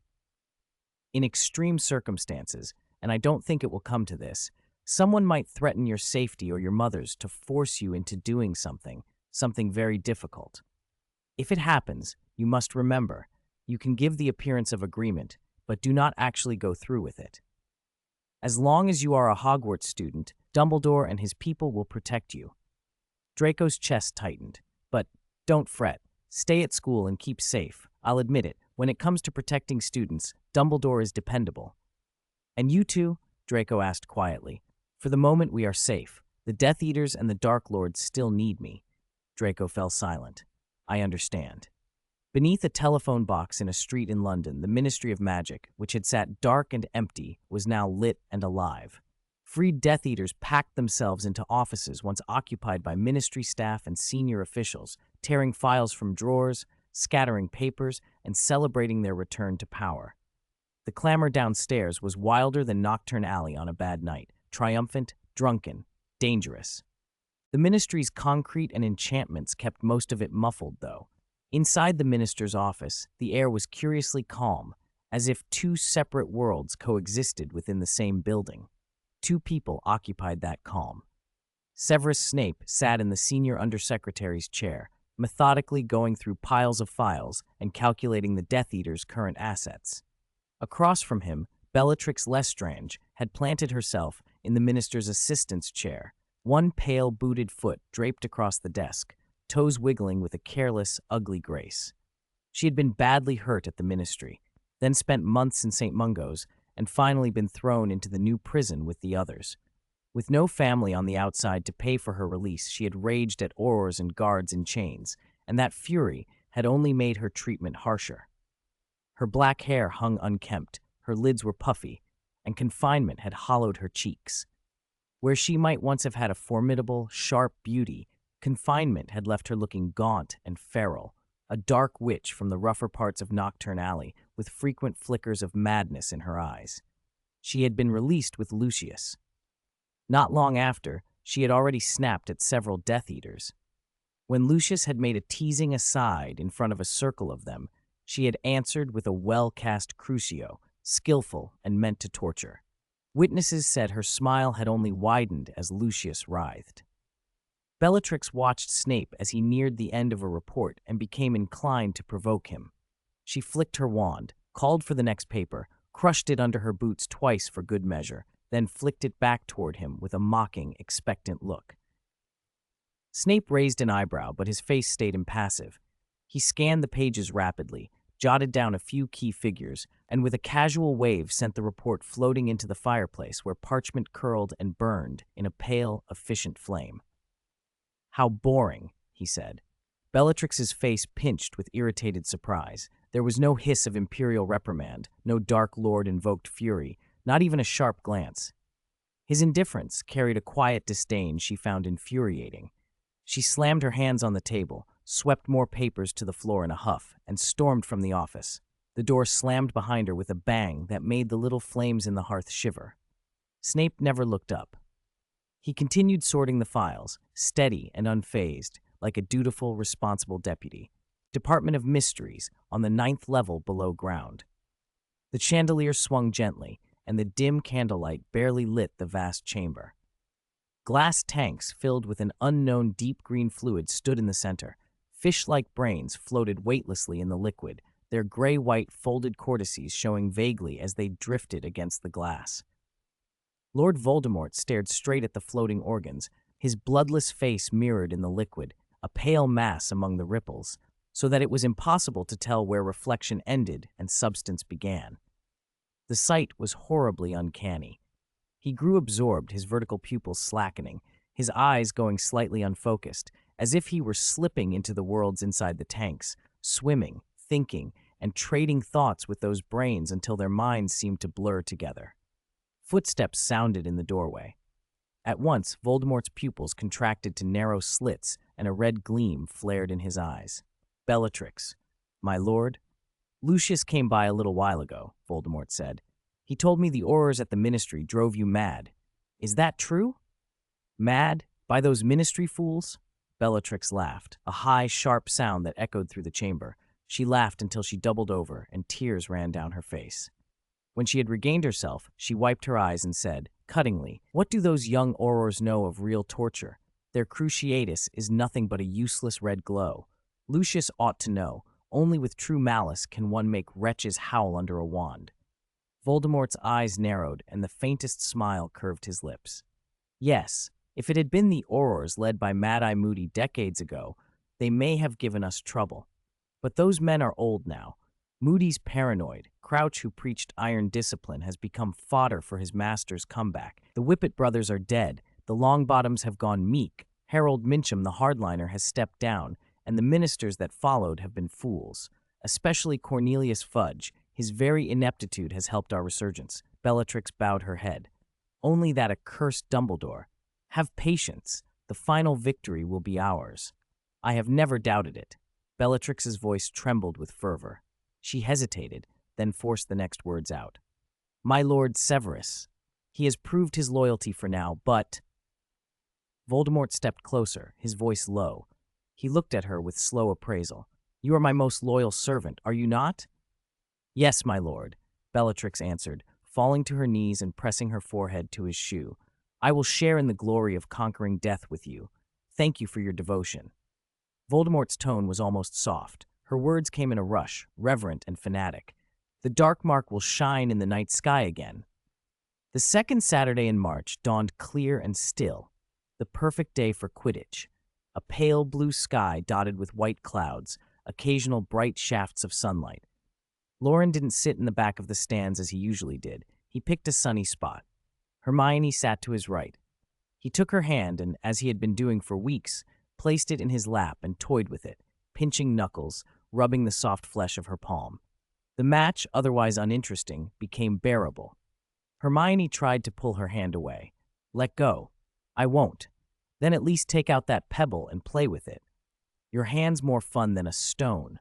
Loren had lately gotten into a little trick. He would put a pebble in his right palm, close his hand and flip it, and when he opened it again, the stone would be gone. It might be in his left hand, his pocket, or Hermione's hat. It was like a muggle magic trick, or some trick of unseen enchantment. Hermione tugged harder. Her fingers became trapped between his. If she pulled too hard, it would hurt them both, but she kept trying in vain. Hiss, Loren scolded, looking at her reproachfully. What are you doing? Watch the match. Hermione pursed her lips and gave up. After all, he was the boyfriend she'd chosen. She let him have his way. Madam Hooch's whistle blew, and the players rose, broomsticks glinting, and swept into the air. Gryffindor against Hufflepuff. By player makeup and past results, it was a one-sided contest. No suspense at all. The student bookies hadn't even bothered to post odds. Just as the teams were settling, an odd, airy voice floated over the stadium. Welcome, everyone, to today's Quidditch match. I am today's commentator, Luna Lovegood. Her voice, like a ripple on an autumn pond, was otherworldly and calm. Loren looked up. There, in the commentator's box, sat the familiar figure with long, pale blonde hair and a necklace of butterbeer corks. Luna occasionally hummed merrily into the enchanted microphone. Professor McGonagall beside her looked distinctly uncomfortable, as if she still regretted the appointment. The previous commentator, Smith, had been sacked after complaints about derogatory remarks, and a notice for a new commentator had been posted on the bulletin board. No one seemed to know when Luna had applied. Loren grinned. Luna didn't even ask me, your former commentator, for advice. You were banned after one match, Hermione reminded him. I don't like to hear that. Take it back. I won't. Loren puckered his hand into the shape of a raised middle finger and made Hermione's hand mimic it. She promptly punched him, one of those reflexive, annoyed taps. He blinked as if surprised. It was her hand, after all, giving him the finger. A few minutes later, the game was underway. Smith of Hufflepuff has the quaffle, Luna chattered. He was the commentator last time. Oh, Ginny Weasley ran into him. I think that was on purpose. It looked very purposeful. Smith was rude to Gryffindor last time. He must regret it now. Oh, he dropped the quaffle. Ginny snatched it. She's very nice. I like her. Now that big Hufflepuff player took the quaffle from her. I don't remember his name. It sounds like Bibble. No, Baggins. No, it's Cadwallader. McGonagall couldn't contain herself and leaned into the microphone with an exasperated snap. Laughter rippled through the stands. 693, talking to Tycross. The players from both teams thundered across the pitch. The bat and bludgers made dull, punishing thuds. Gryffindor had enjoyed an excellent record in years past, but most of their veterans had graduated. The new recruits were talented and full of potential, but the team had only been together for half a year. They hadn't yet gelled and lacked experience in big matches. With Katie Bell's central direction, their attacks were quick and sharp, but they never achieved the seamless, instinctive coordination the Weasley twins once had, where a single look told the other exactly what to do. Their suppressive power was thin, and their transition defense was clumsy. They still relied on the keeper for last-ditch saves. The Hufflepuff side, meanwhile, had been drilled by Cedric over the last 2 years. Their cohesion and stubborn will were remarkable. Even knowing they were underdogs, the beaters struck with everything they had, the chasers ran themselves ragged, and the keeper threw himself fearlessly at every quaffle. The score never split wide. The game locked into a stalemate. Bludgers whistled, banging against protective gear, and the quaffle skittered back and forth. Players staggered across the field. Hufflepuff's seeker, Somerville, had his eyes fixed on Harry. He rode his broom like a shadow and kept close, not letting Harry out of his sight. No matter what dazzling feints Harry tried, vertical spins, sudden stops, skimming low to the ground, Somerville clung on. It turned into raw aerial combat, spectacular and tense. Even Muggle-born first-years unfamiliar with Quidditch watched, riveted. Every goal was greeted by roars louder than those from past finals. Luna sat in the commentary box with a magical microphone at her lips, her light voice floating over the pitch. Somerville seems determined to tail Harry. Maybe he thinks he can't find the snitch on his own, so he's decided to be a gadfly instead. It's quite clever. If you annoy someone long enough, they can't think straight. A few younger students, not knowing Luna's reputation, whispered to ask what a gadfly was, and soon the stands filled with off-topic chatter. Professor McGonagall's expression stayed composed. She had grown used to this. It wasn't a commentary disaster, just Luna being Luna. Now both seekers have slowed. Somerville is breathing heavily, like a unicorn after a long run, or like Fang, Hagrid's hound. He's old, can't keep up like he used to. McGonagall couldn't help herself. Miss Lovegood! Luna blinked her wide, innocent eyes and steered the conversation back to the match. Harry's picking up speed again. Has he found the snitch, or is he trying to wear Somerville down with those feints? Somerville hovered inches behind Harry, every muscle taut, daring himself not to relax, though he had the same suspicion in the back of his mind. All eyes were on the two seekers. Hermione, white-knuckled with worry, furrowed her brows and scanned ahead of them for any glint of gold. Loren watched Harry too, the rising flush in Harry's cheeks reflected in Loren's eyes, and a thought began to form. After a series of speed bursts, sudden stops and turns, Somerville, physically and mentally exhausted, slowed without meaning to. The instant he let his guard drop, Harry dove toward a golden lion banner. Harry caught the golden snitch. Gryffindor wins. A wave of cheering rolled over the pitch. Spectators poured onto the field, pressing into the inner circle to embrace the players. Loren watched the excited crimson mass surge around the pitch. Even the bright sunlight seemed dimmed by the fervor. He tightened his grip on Hermione's hand and they stepped away. The match had been thrilling, but they had no taste for the crush. Outside the pitch, spring sunlight warmed them. Hermione threaded her fingers through his. Back to the castle? I haven't finished translating my runes yet. Let's go to the Black Lake. The daffodils are out this year, Loren said. Because of the Quidditch schedule, apparition class had been moved to Sunday. The professors saw no reason to keep them indoors on such a fine day, so Professor Flitwick held the lesson in the open by the Black Lake. They practiced the same drills with the old wooden hoops, but under the open sky it felt fresh, like their first lesson all over again. Seamus shared a trick he'd discovered for apparition, and the students buzzed with excitement. New place, new technique. I reckon I'll break through today. Ron waved his wand and beamed. Dean shot a quick, calculating look at Seamus and nodded to himself. I mustn't fall behind, he thought. Splinching or no, I have to catch up. Under a leafy beech at the lake's edge, the substitute instructor, Wigbert Tewksbury, met the Loren Morgan he'd been thinking about since the first class. The man had an arresting presence, pale skin through which bluish veins showed, thin-boned and delicate. His dark eyes had an odd intensity that made people hesitate to meet them. Tewksbury had noticed him the first time.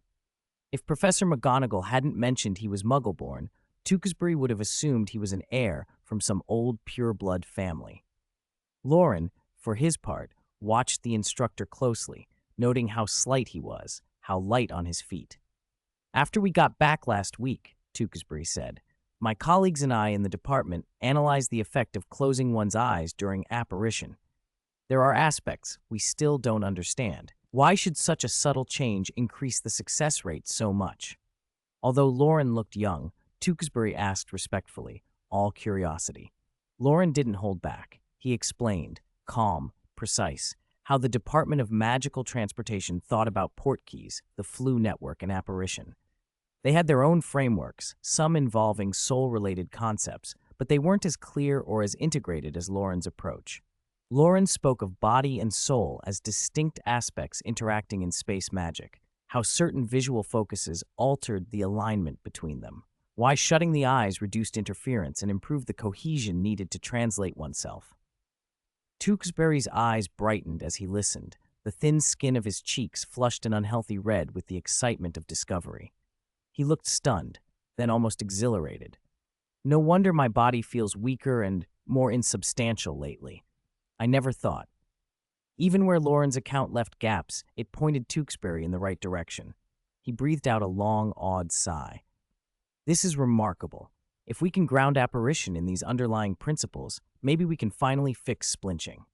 694. The Spider Who Was Like the Spring Breeze. A March breeze skimmed the surface of the lake, sending light ripples across the water. The giant squid drifted slowly, its round black eyes tracking the shore with an odd, almost human amusement at the sight of the young wizards. In the clearing for apparition practice, students stood with their eyes shut, brows knitted. After a dozen seconds of concentration, several suddenly spun on the spot, growing dizzy and nearly falling as the sensation overwhelmed them. Those who failed did not give up. After regaining their balance, they stole glances at Gryffindor. Seamus Finnegan, who had squeaked through the last session, was now sweating openly. He hadn't expected that moving the lesson from the stone floor of the Great Hall to a carpet of fallen leaves by the lake would rob him of the calm he'd felt before closing his eyes. He spun too hard, became lightheaded, and felt the heat of everyone's eyes on him. The professors stood not far from the old wooden circle, smiling but watchful for any chance of splinching. Professor Bagshot of Defense Against the Dark Arts had no lesson that day. She'd come specifically to observe. Seeing the students' frustrated faces, she shook her head. "Even with better practice methods, you need time to master apparition," she said. "Seamus was just lucky last time." Short Professor Flitwick, looking every bit the nostalgic old scholar, murmured, "They're still students. Apparition is one of the trickiest magics they learn at school. Venue, state of mind, even luck. Each little thing can make a difference." Grindelwald nodded, his eyes following the sway of the beech leaves until they settled on two figures beneath the tree. He couldn't help recalling the sudden flame that had erupted in class the other day. Wigbert Tewksbury, the ministry's apparition instructor, had once been regarded as perhaps the most skilled apparitionist in the wizarding world. His pale, almost translucent, slight build had come to symbolize not weakness, but a lifetime of study, rapid casting, and uncanny spatial control.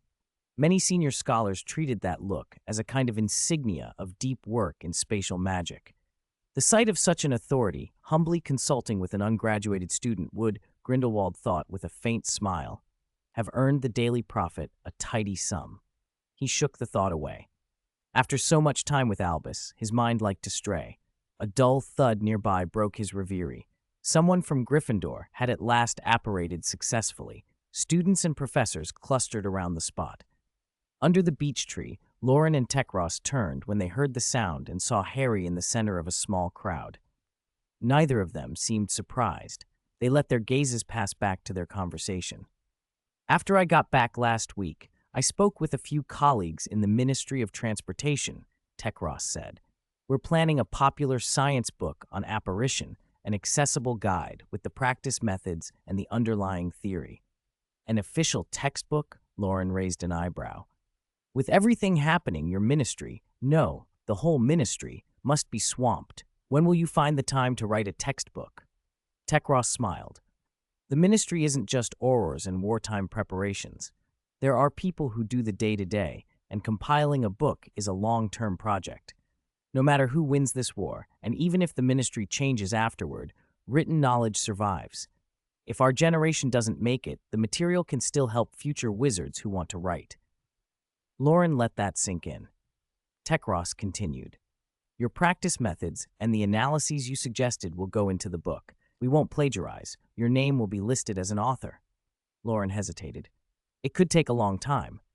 Our pace is slow, Tekros admitted. If all goes well, a few years.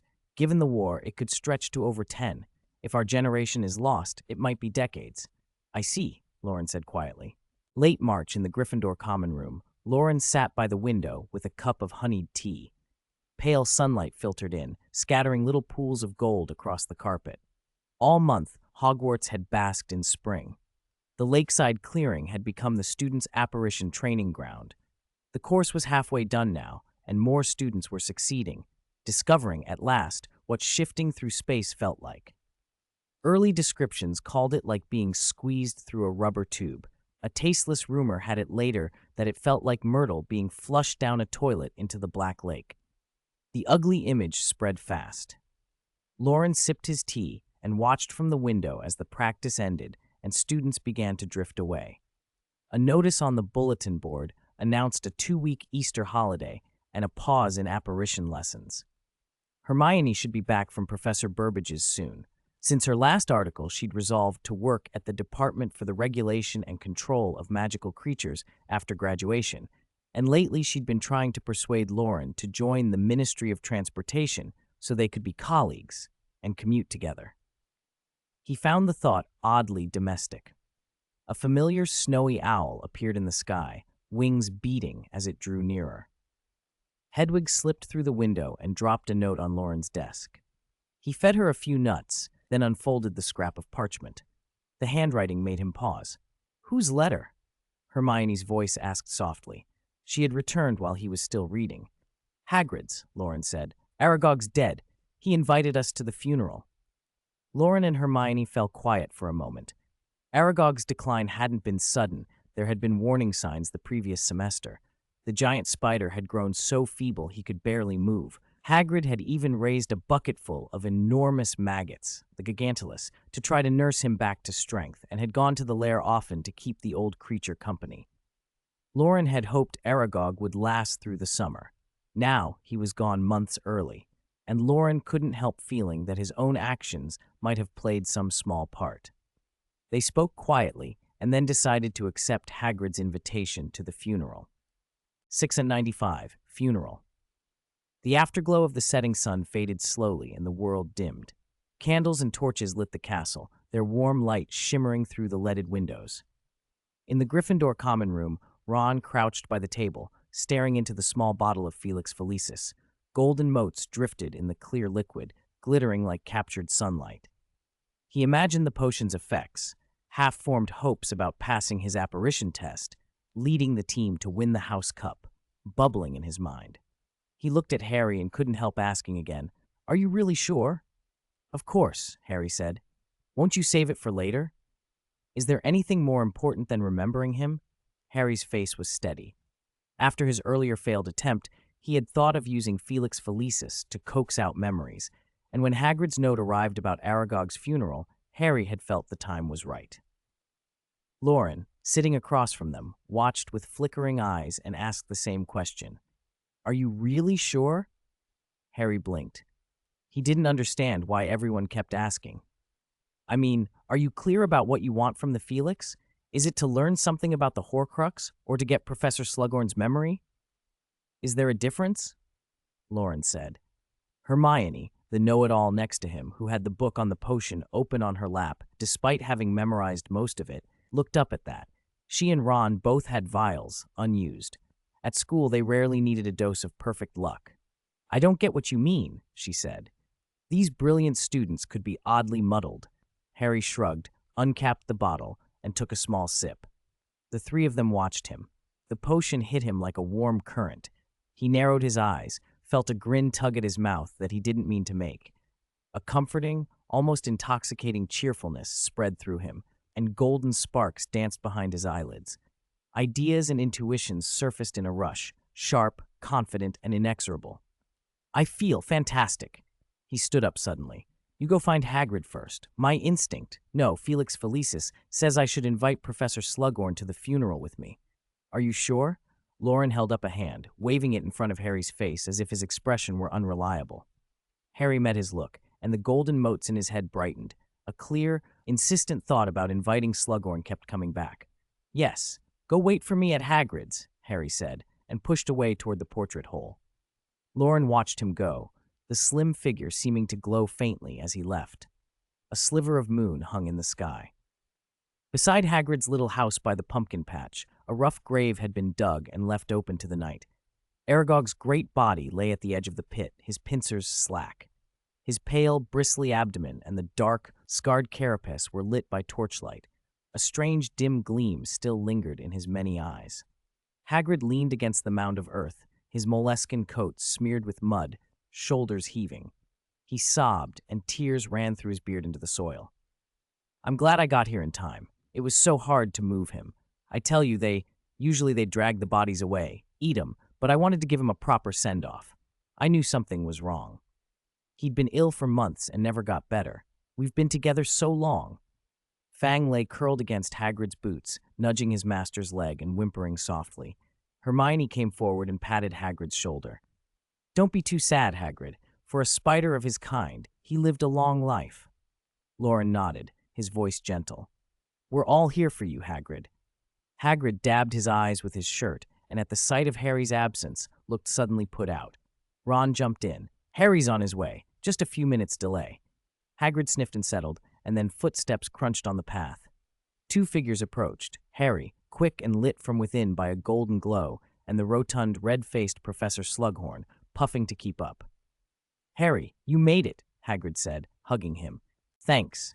Hagrid, my condolences, Slughorn said, shaking Hagrid's hand in his genteel, fussing way. His eyes went to the spider's corpse, the potion master's interest showing. Good Merlin, that is an acromantula, is it not? Aye, Hagrid said, his voice thick. He's been my friend. Harry told me. I'm sorry. Slughorn's gaze flicked, as if measuring veins and glands and the scientific value of the creature.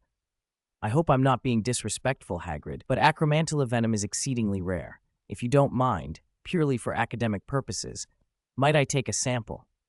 Hagrid blinked, then shrugged with that slow kindness of his. All right, he won't be needing it where he's going. Wonderful, wonderful. Slughorn bustled forward, producing an ampoule and setting to work with the practiced hands of a man who had spent a lifetime around cauldrons and jars. He drew 2 full vials of venom with an almost gleeful efficiency, then straightened and tried on a sober face at once. If you'd like, Hagrid, I could say a few words. Please, Hagrid managed. Slughorn cleared his throat and adopted a tone somewhere between showmanship and sincerity. Farewell, Aragog, King of Spiders. Those who knew you will not forget your long and loyal companionship. Though your flesh may return to the earth, your spirit will remain in the quiet, web-woven reaches of the forest. May your many-eyed descendants flourish, and may your human friends find comfort in the memory of your years. Around them, the students murmured and shuffled, the night smelling of earth and damp leaves, and for a moment, Hagrid's grief seemed held, if only a little, by the presence of friends and the quiet words said for an old, unlikely companion. It was 9 o'clock at night. The funeral had ended after a string of tearful eulogies. Aragog, Aragog. A suppressed nasal groan squeezed out of the half-giant. As the last of the earth covered Aragog's exposed leg, Hagrid gave a mournful wail and then collapsed onto a nearby mound, sobbing. Hagrid! Hermione cried out. Loren and the others rushed over, helping him inside and settling him into a chair. Fang padded silently to his master and rested his head against Hagrid's boot. Inside the hut, Harry immediately set to work, lighting the fire and putting a kettle on the stove. The warm glow chased away the damp chill of the forbidden forest night. Loren glanced at Harry and then to Slughorn, who had just entered the kitchen. Professor, lights out is soon. We can't all stay. We're worried about Harry looking after Hagrid by himself. Would you mind staying to help? No problem, Slughorn replied cheerfully. His gaze wandered idly to the ceiling, where several rare furs, a few copper kettles made by centaurs, and bundles of silky unicorn hair hung casually. With one quick look, his excellent eye and encyclopedic knowledge had already pegged the value of those items at several thousand galleons. Seeing Hagrid's simple, generous face in that clutter of expensive things, Slughorn felt an odd, sudden awareness of disparity, an affluent man seeing a new, rich display. He wasn't short of galleons himself, having sold off a batch of Felix Felicis recently, but Hagrid's unconcerned display of valuable materials shocked him in an oddly middle-class way. "All right, then, we'll head back," Loren said, pulling Hermione away. Ron glanced from Harry, who was rinsing cups by the sink, to Slughorn, scratched his head, and followed them out. The forest at night felt uncanny, as if countless unseen eyes watched from the undergrowth. A cold breeze made Ron shiver, and nerves, stoked by the thought of the freshly buried Acromantula, tightened into near panic. He hurried to catch up with Loren and Hermione, but in barely a minute they were out of sight. The path back toward the castle seemed empty, and dim candlelight flickered far ahead. Hiss! Ron startled and broke into a run. A few moments later, Loren, who had detoured to the pumpkin patch to pull up a few overgrown pumpkins, stepped out from behind a fence, blank-eyed, and watched the flustered boy speed past. Seeing his hands covered in fresh mud, Hermione sighed helplessly. By 1 a.m, the portraits and ghosts of Hogwarts were asleep, and the castle lay quiet. With Hagrid's unintentional encouragement, Harry had got Slughorn drunk and managed to extract the key memory about Horcruxes. He'd immediately gone to Dumbledore and watched the memory in the Pensieve, Tom Riddle already wearing the Gaunt family ring, proving he'd murdered the Riddles and framed Morphin Gaunt, officially becoming Lord Voldemort. Harry learned that Voldemort intended to split his soul into 7 parts, which meant there should be 6 Horcruxes. The memory was real. Slughorn had not lied. Dumbledore had another memory from the same period to compare with it. Harry suddenly felt as though a powerful charm had been broken. The glow of Felix Felicis faded, and his bright confidence collapsed. He began to see the pieces fall into place, and felt foolish and angry. No wonder Slughorn had told him to speak with Dumbledore when Harry first tried to get the memory at Christmas. No wonder Loren had warned him to think carefully before choosing to use Felix Felicis, to decide whether his aim was simply to extract a memory or to learn about Horcruxes. No wonder the potion itself had seemed to nudge him toward Loren. They had known, in their various ways, for a long time. It stung to realize they had been waiting to watch him make a fool of himself. "Damn it," he whispered. He stood for a moment at the portrait hole, saying the password to the fat lady, who could barely open one eye, and then slipped through. He tiptoed up to the dormitory. Neville breathed evenly, Seamus was sprawled oddly across his 4-poster, and Ron was curled so tightly in his blankets only a sliver of air showed. Loren's bed was empty but quiet. He must already have fallen asleep. Harry washed and tried not to make a sound. It took another quarter hour. In his pajamas, he lay under the black canopy, blinking into the dark, trying to summon the dream of his mother. He couldn't sleep. The day's events replayed relentlessly. Too much had happened. He sighed, reached for his copy of Advanced Potion Making, and propped it open under a small illumination charm. Unlike Snape's harsh lessons, Slughorn had been all praise and encouragement. Harry had listened, done his homework, and over months developed a real interest in potions. He could follow some deeper principles now. He read in a pleasant, reflective mood, then flipped to the back and began to skim the curses scrawled in the Half-Blood Prince's cramped, black handwriting. Charms were more straightforward than theory, and strangely satisfying to read. In a half-joking, half-vengeful mood, he imagined using some of those spells on Snape, on Fudge, on Lord Voldemort. Thinking of Voldemort brought the Horcruxes back to the fore. Voldemort had planned to split his soul into 7 pieces, 6 Horcruxes, Harry realized. Of those Horcruxes, some had been destroyed already, others still remained. What could the remaining ones be? Why would the Half-Blood Prince create such dangerous, twisted magic, and why were some of his notes kept in the Hogwarts library? His thoughts spun with questions and weariness. Slowly, his eyelids grew heavy. Somewhere between waking and sleep, the blank margin of the page seemed to move. A blot of ink swirled and unfurled until neat letters formed, as if written from the page itself. "Do you want to bring your mother back?" When Harry's eyes traced the handwriting, comprehension hit him like a jolt. He opened his eyes wide, his pupils pinched shut, his heart seemed to contract in his chest, and his veins throbbed as if he'd run straight into the night bus. He was suddenly, sharply sober. The handwriting was unmistakable. A thin, guilty light flickered in his chest and his breath came faster. The Half-Blood Prince's textbook. A dark arts object? Could it really bring his mother back? Or was it trying to lure and manipulate him? He couldn't tell whether he was braced against a threat or clinging to hope. His remaining reason was shouting that he should seal the book and take it to Dumbledore immediately.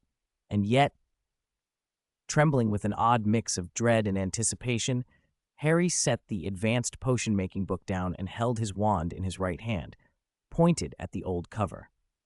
Sectum Sempra was the most effective defensive spell he could think of in the moment. The pages were browned and the cover torn. The battered book lay motionless on the quilt.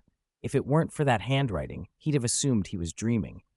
He tightened his grip and waited, convinced the thing would not remain quiet. It didn't. A brief, insidious sweep of legilimency brushed him, fleeting and silent, but it carried a familiarity he couldn't place. Harry reflexively raised his occlumency and rolled the surge of defensive magic to the tip of his wand. Under his stare, the inky letters bled, smutting into a dark blob. After a beat, new words formed. "Communicate with me through writing, Potter." Harry's hand whitened on the wand. There was a quill and ink on his bedside table, but he did not reach for them. He watched the sentence for a long moment, then quietly snapped the book shut and shoved it into the bedside drawer. He lay on his four-poster, staring at the dark canopy, the restlessness in him making sleep impossible. Dawn slid in through the curtains. Loren felt the morning light warm his face and slowly woke. His dreams dissolved into a blank white. For a second, he had the odd sensation of being watched from the edge of his vision. He opened his eyes and found, to his surprise, Harry propped on his elbow beside him, wrapped in his quilt and staring intently at Loren with rimmed, bloodshot eyes. Harry looked drained and a little dazed. Loren blinked. "Does Felix Felicis have a wake-up effect?" he asked dryly. "No," Harry said in a hoarse, tired voice. "Then what were you doing last night, drinking with Hagrid and Slughorn?" "No." Harry's blinking sped up as recognition slowly returned, and his expression came alive like an old machine rebooting. He sat up. "You knew about the Half-Blood Prince's book and Slughorn's memory?" "Only a little," Loren said. Harry's breath hitched. "I knew it. I knew you wouldn't hurt me, Loren, so it must be true. My mother can be brought back, right?" Revived. Loren's tone was cautious. He glanced at the drawer where the Horcrux book lay and hesitated. He chose his words carefully. "Let me be clear. I wouldn't harm you, and the Half-Blood Prince wouldn't deliberately hurt you either. But as for resurrection, you shouldn't get your hopes up." "Why not? Did you not listen when McGonagall warned the class about animagi? Magic can do wondrous things, but when wizards try to force nature, when they try to break its fundamental laws, it rarely ends well. If simple transfiguration has limits, then moving past death is a far greater boundary." "But," Loren cut him off gently, "I know you don't want to hear caution right now, and me talking won't erase what you read. You didn't act last night. That tells me you have doubts. If you truly want to be sure, speak to Dumbledore." Harry chewed his lip, a storm of questions trapped behind it. Who was the Half-Blood Prince? Why had Loren wanted him to have the book? Could his mother really be brought back? "And you think I should sleep?" Loren added, nodding at the dark rings beneath Harry's eyes. Loren got up, slid on his slippers, and went to the washroom. He squeezed a blob of toothpaste and began brushing, orange foam spreading in his mouth. In truth, Harry's refusal to act impulsively last night had already exceeded Loren's expectations. No matter what Harry chose, Loren planned to tell Dumbledore later. Loren's voice trailed through the door, distant and muffled to Harry's tired ears, and his words blurred as if heard underwater. The ringing in Harry's head told him he really ought to sleep, but the possibility of his mother's revival and the questions about the Half-Blood Prince kept him from lying back down. He rubbed his face hard, forced himself upright, and, still in his pajamas, left the dormitory and walked toward the headmaster's office without consciously remembering the steps he took. He had the impression that portraits and ghosts had greeted him along the way. He must have been mumbled at, but he couldn't tell. When he reached the oak door, he knocked 3 times. Footsteps sounded inside, then Dumbledore's voice, "Come in." The headmaster wore blue pajamas. He looked up at Harry with a patch of surprise in his sapphire eyes, then poured a cup of honeyed water and held it out. "Harry, is something troubling you so early?" "It started with the Half-Blood Prince's textbook." Harry told him everything as plainly as he could. The helpful notes, the dangerous jinxes, the handwriting that had appeared, and the message that had followed. Dumbledore listened, quiet and intent. When Harry paused, he took a sip of the steaming honey water Dumbledore had given him. "A most remarkable tale," Dumbledore murmured, smiling. "But the most pressing thing for you now is sleep." The exhaustion he'd postponed all night spilled through Harry like a flood. His bloodshot eyes drooped, and despite the churning questions at the back of his mind, he let himself close his eyes. The last Sunday of March, Easter, was warm and bright. Loren sat beneath a tree by the lake on a lounge chair woven from branches. The chill of early spring had melted away. The sunshine was gentle, warming his skin. He wore only his wizard robe over his shirt, the top button fastened so the front wouldn't gape, no tie, his posture loose and casual. The sun turned the lake into a sheet of molten gold. A breeze ruffled the surface and sent ripples outward, dazzling enough to draw his gaze toward the shore. The giant squid had just curled a tentacle out of the water. A first year in Gryffindor approached carefully and pressed a tentative hand to a suction cup. The squid didn't object. Its tentacles swayed in reply, and the crowd applauded. Loren watched with a faraway smile, as if looking back to his own first year. Nothing. I just wanted to call you." Hermione glanced up, then returned to the glossy magazine in her lap. She matched his informal dress, shirt beneath a dark robe, all buttons done up, no tie. She sat with her legs crossed on the grass, a beautifully printed book on her knees. The cover's bright colors gleamed in the sun. It was a small Muggle-style magazine printed by a Muggle studies enthusiast, few copies, fewer readers, and from it Hermione had been beaming all afternoon. She'd finished the feature on apparition and was now absorbed in the 9x9 Sudoku at the back, delighting in the logic puzzle like it was a personal victory. Loren leaned over the page with idle interest and began to make suggestions. "Put the 3 there." "No, 6 goes here." "Start with the corners." Hermione looked up, brow knitting. Loren grinned and cocked an eyebrow. "Write it down. Why are you staring? Do I have the answers written on my face?" She closed the magazine and slid it into a pendant. "I don't want to play anymore. I'll save it for next time." "Next time and next time. That's what everyone says. This year's lot is the laziest I've ever taught. When I was a student," Hermione sighed. She liked him, but his endless chatter could be tiresome. Still, she watched him, amused, as he blinked and made small gestures that somehow made him more human to her. Her gaze dropped to his mouth, and before she thought, she leaned forward. His words were cut off by the soft press of her lips. Loren's eyes widened. His first thought was that a student had interrupted him. Then he surrendered to it, closing his eyes with a pleased exhale. The tentacle brushed the water, and the ripples flashed. The branch chair beneath them shifted and became a swing wide enough for 2. They sat side by side, calves swinging, and with a little push, their seat rocked gently. "Tell me, did you kiss me because you meant it, or because you wanted to shut me up?" Loren asked when they paused. "Both," she said. "Miss Granger has good tactics." "Miss Granger has good kissing skills," he corrected, mock contemptuous, and she smacked his arm. A bird trilled somewhere high above, a clear, familiar note. "Coo? Coo-coo," somebody echoed in a sleepy voice. "Fawkes, shush, don't wake him," an old soft voice said. Harry went from half asleep to awake in one breath. He had been dozing in the warm afterglow of sunset. His pajama top was rumpled. He fumbled for his glasses and slipped them on. Across the room, a small silver pot hissed and puffed. Dumbledore stood by the window, in a gray-white robe, his crooked nose and long beard silver-threaded and catching the light. He looked a little dazed, then composed himself. "You slept deeply last night," Dumbledore said gently. "How do you feel?" Did you have a nice dream? Harry hadn't answered before his stomach growled, and he reddened. Dumbledore smiled and nodded toward a plate of biscuits on the table. Have one. Fill your stomach first. Harry took a butter biscuit and bit into it. The sugar and fat dissolved into something almost blissful. He ate another and another. Dumbledore's voice went on pleasantly. When I was a boy, I would play in the fields until the sun went down. If I came home hungry, Mother would scold me, but then she would find me something to tide me over, some sweets, a biscuit, just to fill the stomach until supper. Those are some of the best memories I have. Harry listened in silence, drinking tea. Dumbledore's eyes grew distant, nostalgic. I have lived more than 100 years, Harry.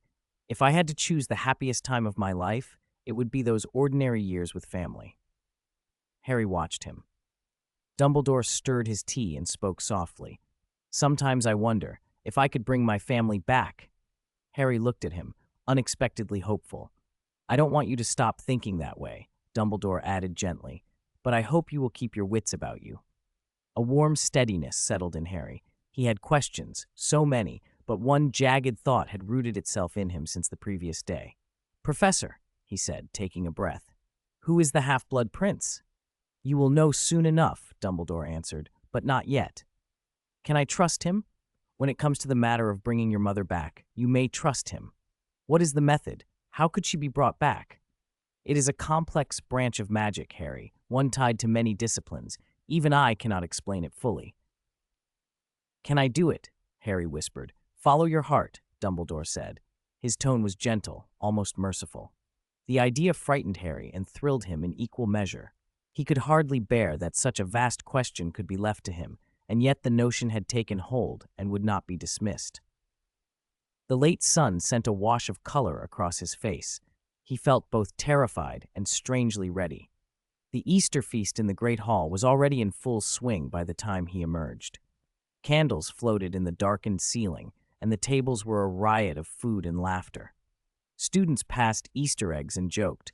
One unfortunate boy presented an egg from Weasley's Wizard Wheezes that disgorged a handful of squeaking white mice. The girl he'd tried to impress shrieked, friendship threatened, while the Great Hall trembled with laughter. Professors at the staff table watched the young wizards below with fond amusement. Loren and Hermione sat toward the back of the Gryffindor table, diagonally opposite Ginny and Ron. Dumbledore took his place at the head table, and Ron waved Harry over. Here, over here.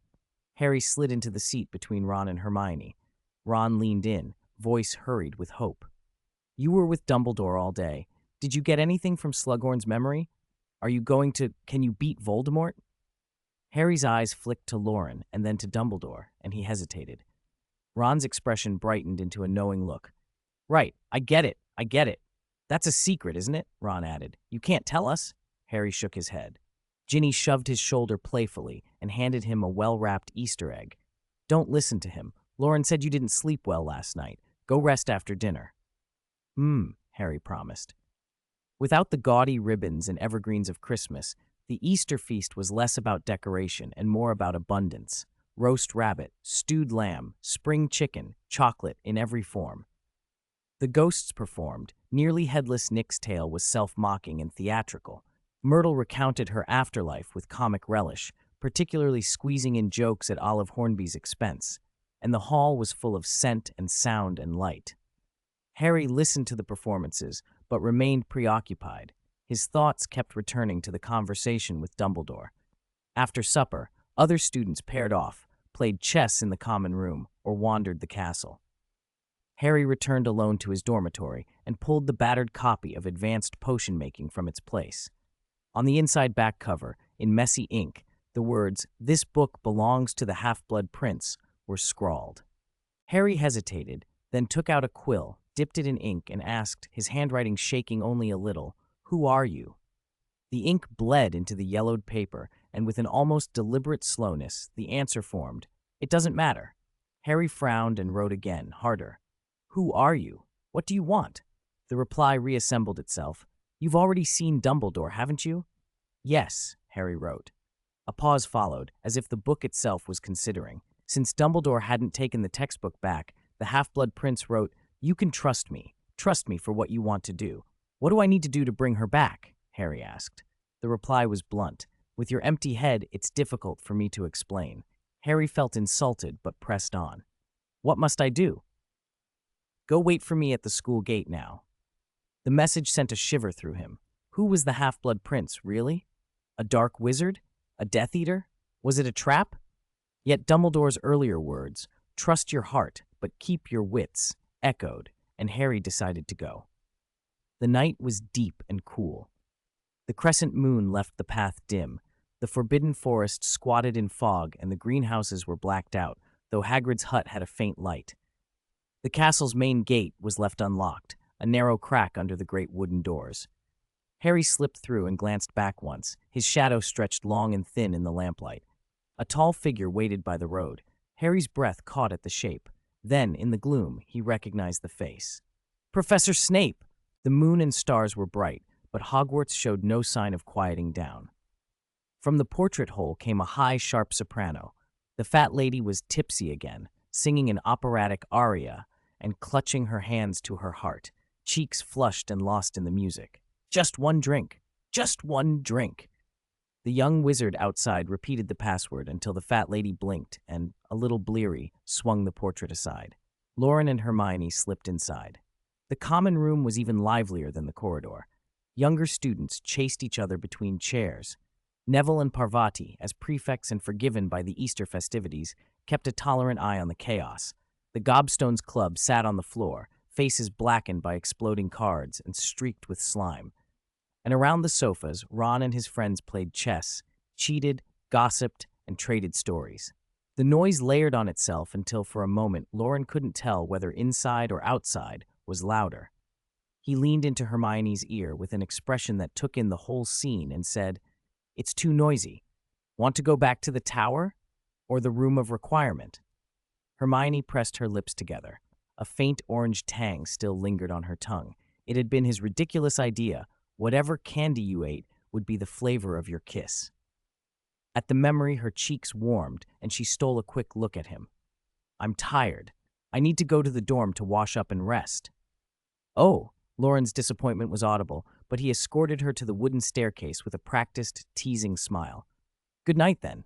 "Good night." Hermione hesitated, then leaned in for a quick peck, orange-flavored and perfunctory, before slipping up the stairs. Loren watched her go, then turned toward the boys' dormitory. The room was quiet. 5 four-posters stood with their black drapes pulled back, and the washroom was empty too. Seamus playing Exploding Snap, Ron telling stories, Neville on duty with the younger years, and Harry. Loren realized he had no idea where Harry was.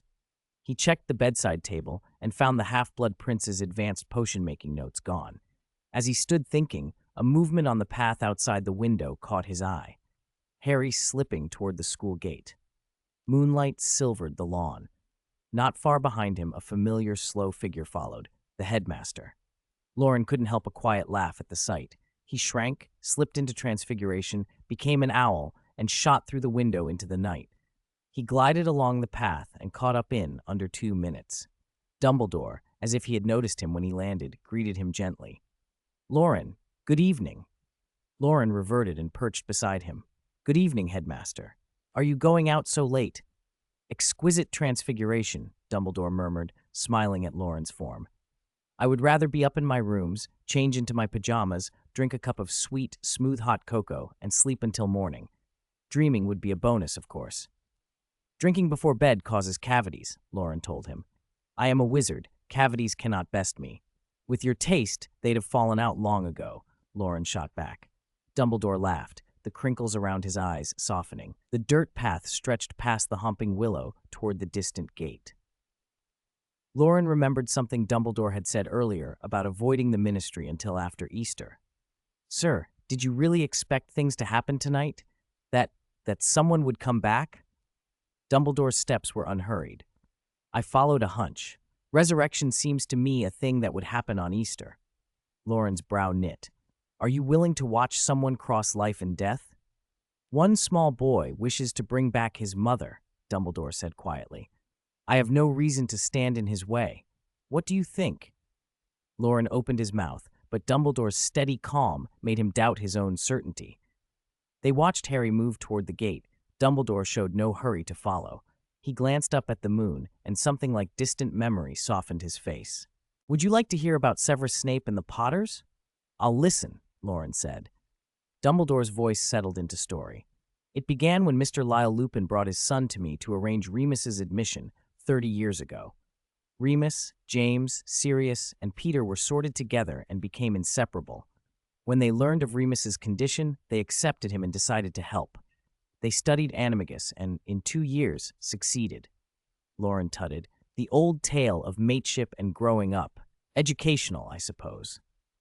"I fancied myself an educator," Dumbledore replied with a soft chuckle. "I was glad to see their friendship.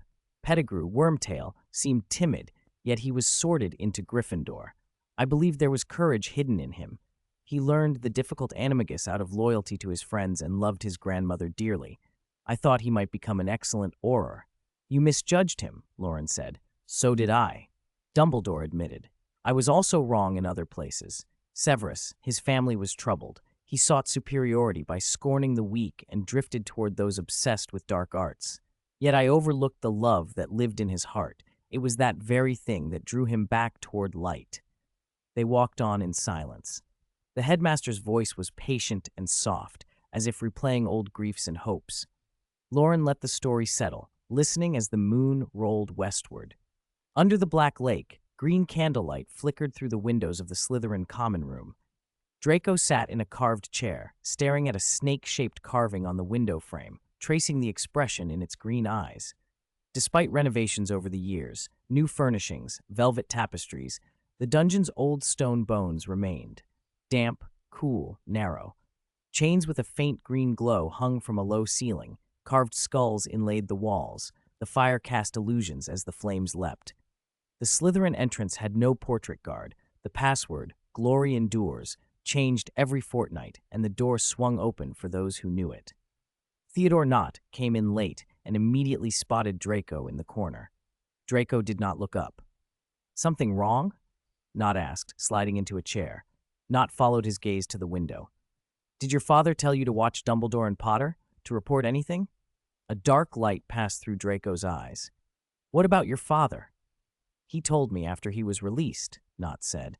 "But I reckon sending messages to him is wasted effort." "What do you mean?"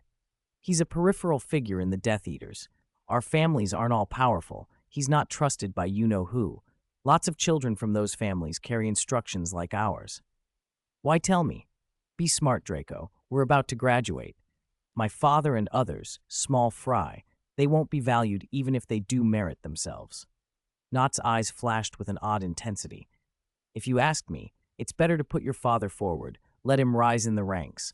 Then you might get useful intelligence and survive what comes." Draco's face tightened. "There's a message you need to pass right now." "What?" "Dumbledore has left the school. I just saw him walk out of the hall." After Knott left, Draco sat alone with the serpent on the frame and thought for a long moment. He finally drew a strangely shaped galleon from his pocket and turned it over in his fingers. On the outskirts of London, an abandoned amusement park sagged in the grass. Rusted iron frames cast long shadows. Swings hung from frayed ropes whose wooden seats had rotted away. Overgrown bushes formed a tangled screen that had, over years, made a little private room in the ruins. A sudden, tight sound of air marked their apparition. Harry's feet hit the grass, and he felt sick from the long-distance travel. The world around him wavered like a badly spun portrait. Snape walked beside him with the same slow, unruffled stride he wore at school. Harry looked up. A huge chimney loomed against the sky, and dream images, fragile and half-remembered, stroked the edges of his mind, the place Snape had told him about, where Snape and Lily had once met. "Follow me," Snape said. "Time is short. We still have many preparations." Harry's mind tumbled with 1,000 thoughts, but he followed. As they moved away, a faint orange-red flare like a phoenix's flame flickered in the bushes, then vanished, and 2 figures appeared, materializing from the shadows. Dumbledore stood quietly in the dark, watching the pair fade into the distance. He looked past them to the dilapidated swing and sighed. Loren, standing near, reached into his locket and pulled out a bronze newt. Night deepened, and the fog thickened. One moment they had been at Hogwarts, under a clear star-strewn sky in the remote mountains. The next, they stood in an abandoned amusement park on the outskirts of London, where the heavens were low and clouded, a patchwork of haze that sometimes hid the moon and stars and sometimes let a faint, pallid light through. A cold wind stirred the mist. The overgrown grass, untouched for years, welcomed these late-night intruders. Dew soaked the hems of their cloaks, and the blades whispered beneath their boots. Harry followed the black-robed professor in silence, a thin film of goosebumps rising on his skin from the cold and from feeling he could not name. Questions crowded his mind. He did not know which to ask first. Snape stopped, set down a stone cauldron, jet black, unnaturally new and larger than any cauldron from the shop, and the sounds of wood, coal, and other strange ingredients hitting the grass came softly in the mist. The last time Harry had seen a cauldron like that was the night Voldemort had been resurrected. "You light the fire," Snape said without expression. "Keep the flames strong." Harry stepped forward, drew his wand, and coaxed a fierce fire from the charcoal.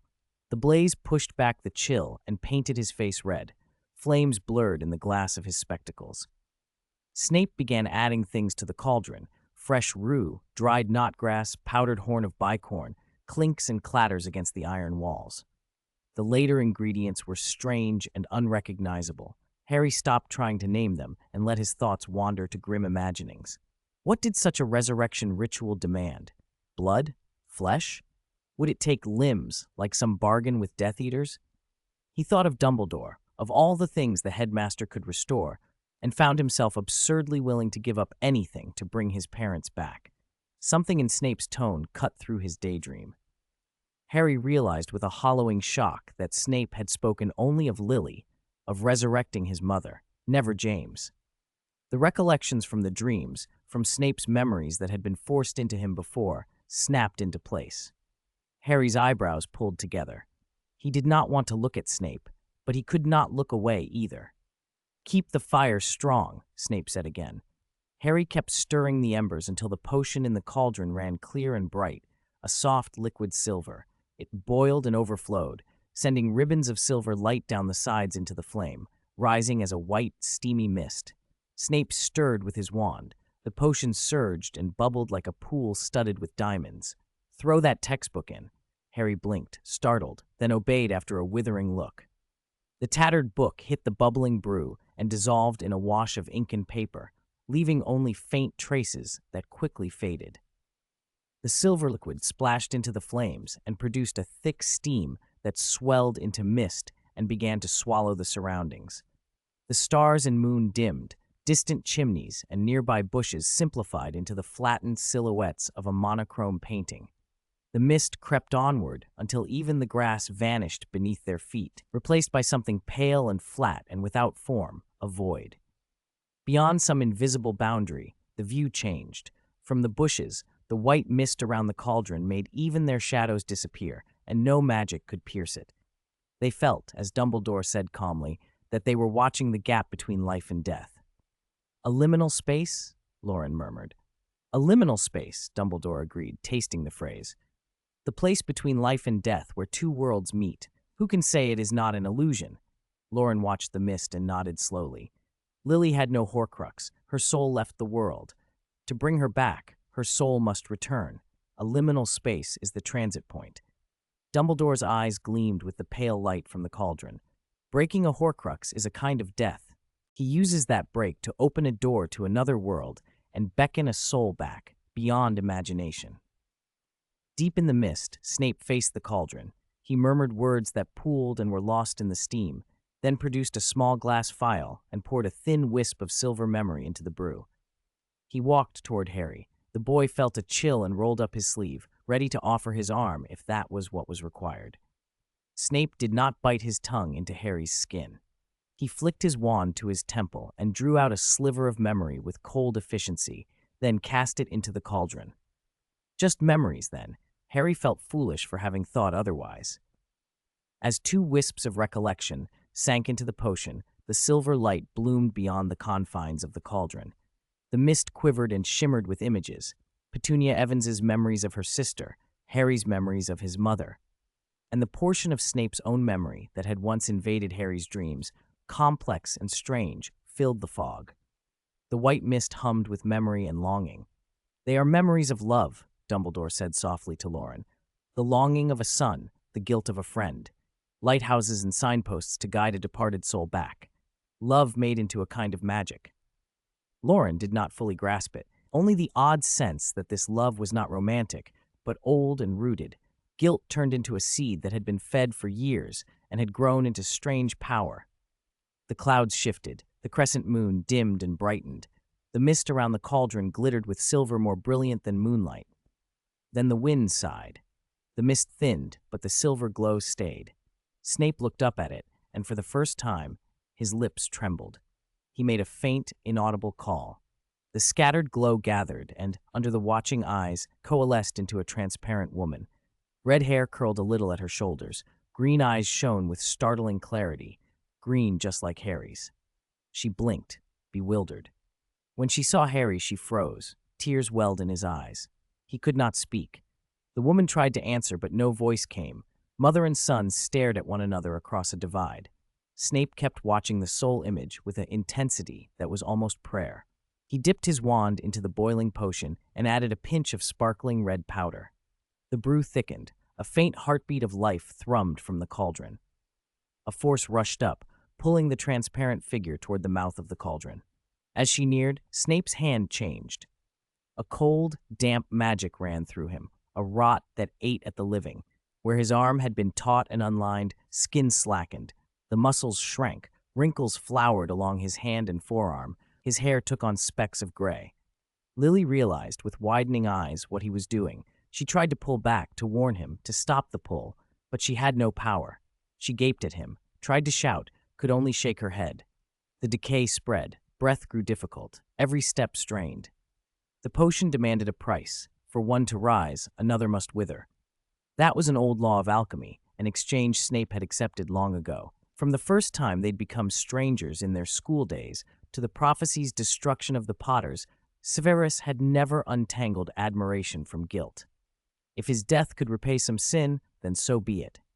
He watched Lily's image drift to the edge of the cauldron and waited, his face an island of composure in a sea of pain. Then a bright red streak stabbed through the mist. It struck the cauldron, and the iron shattered with a thunderous crash. Viscous potion spilled out, dousing the flames, and a concussive shock swept across the grass. The rite was broken. The transparent figure of Lily breathed a soundless sigh, glanced toward the bushes, toward Harry, gave him something like a smile, and was gone. Snape stood amid the wreckage, his body undoing the decay as the magic of the ritual collapsed. The wrinkles slipped away, his breathing eased, leaving only the gray at his temples. Cloaked figures filed out of the dark and surrounded them.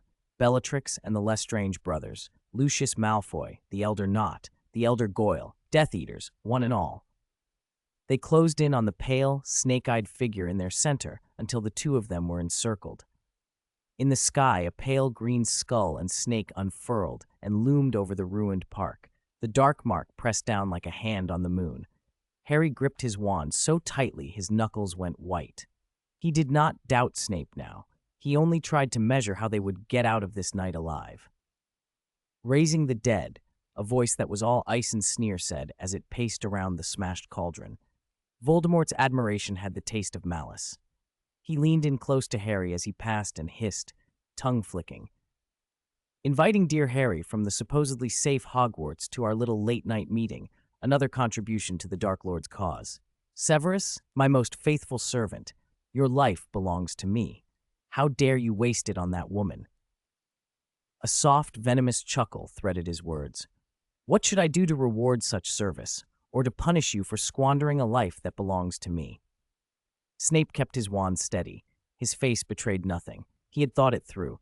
He would appear to yield, to grovel to Voldemort, bide his time and protect Harry where he could, feed the Order what he could, live on in the shadows.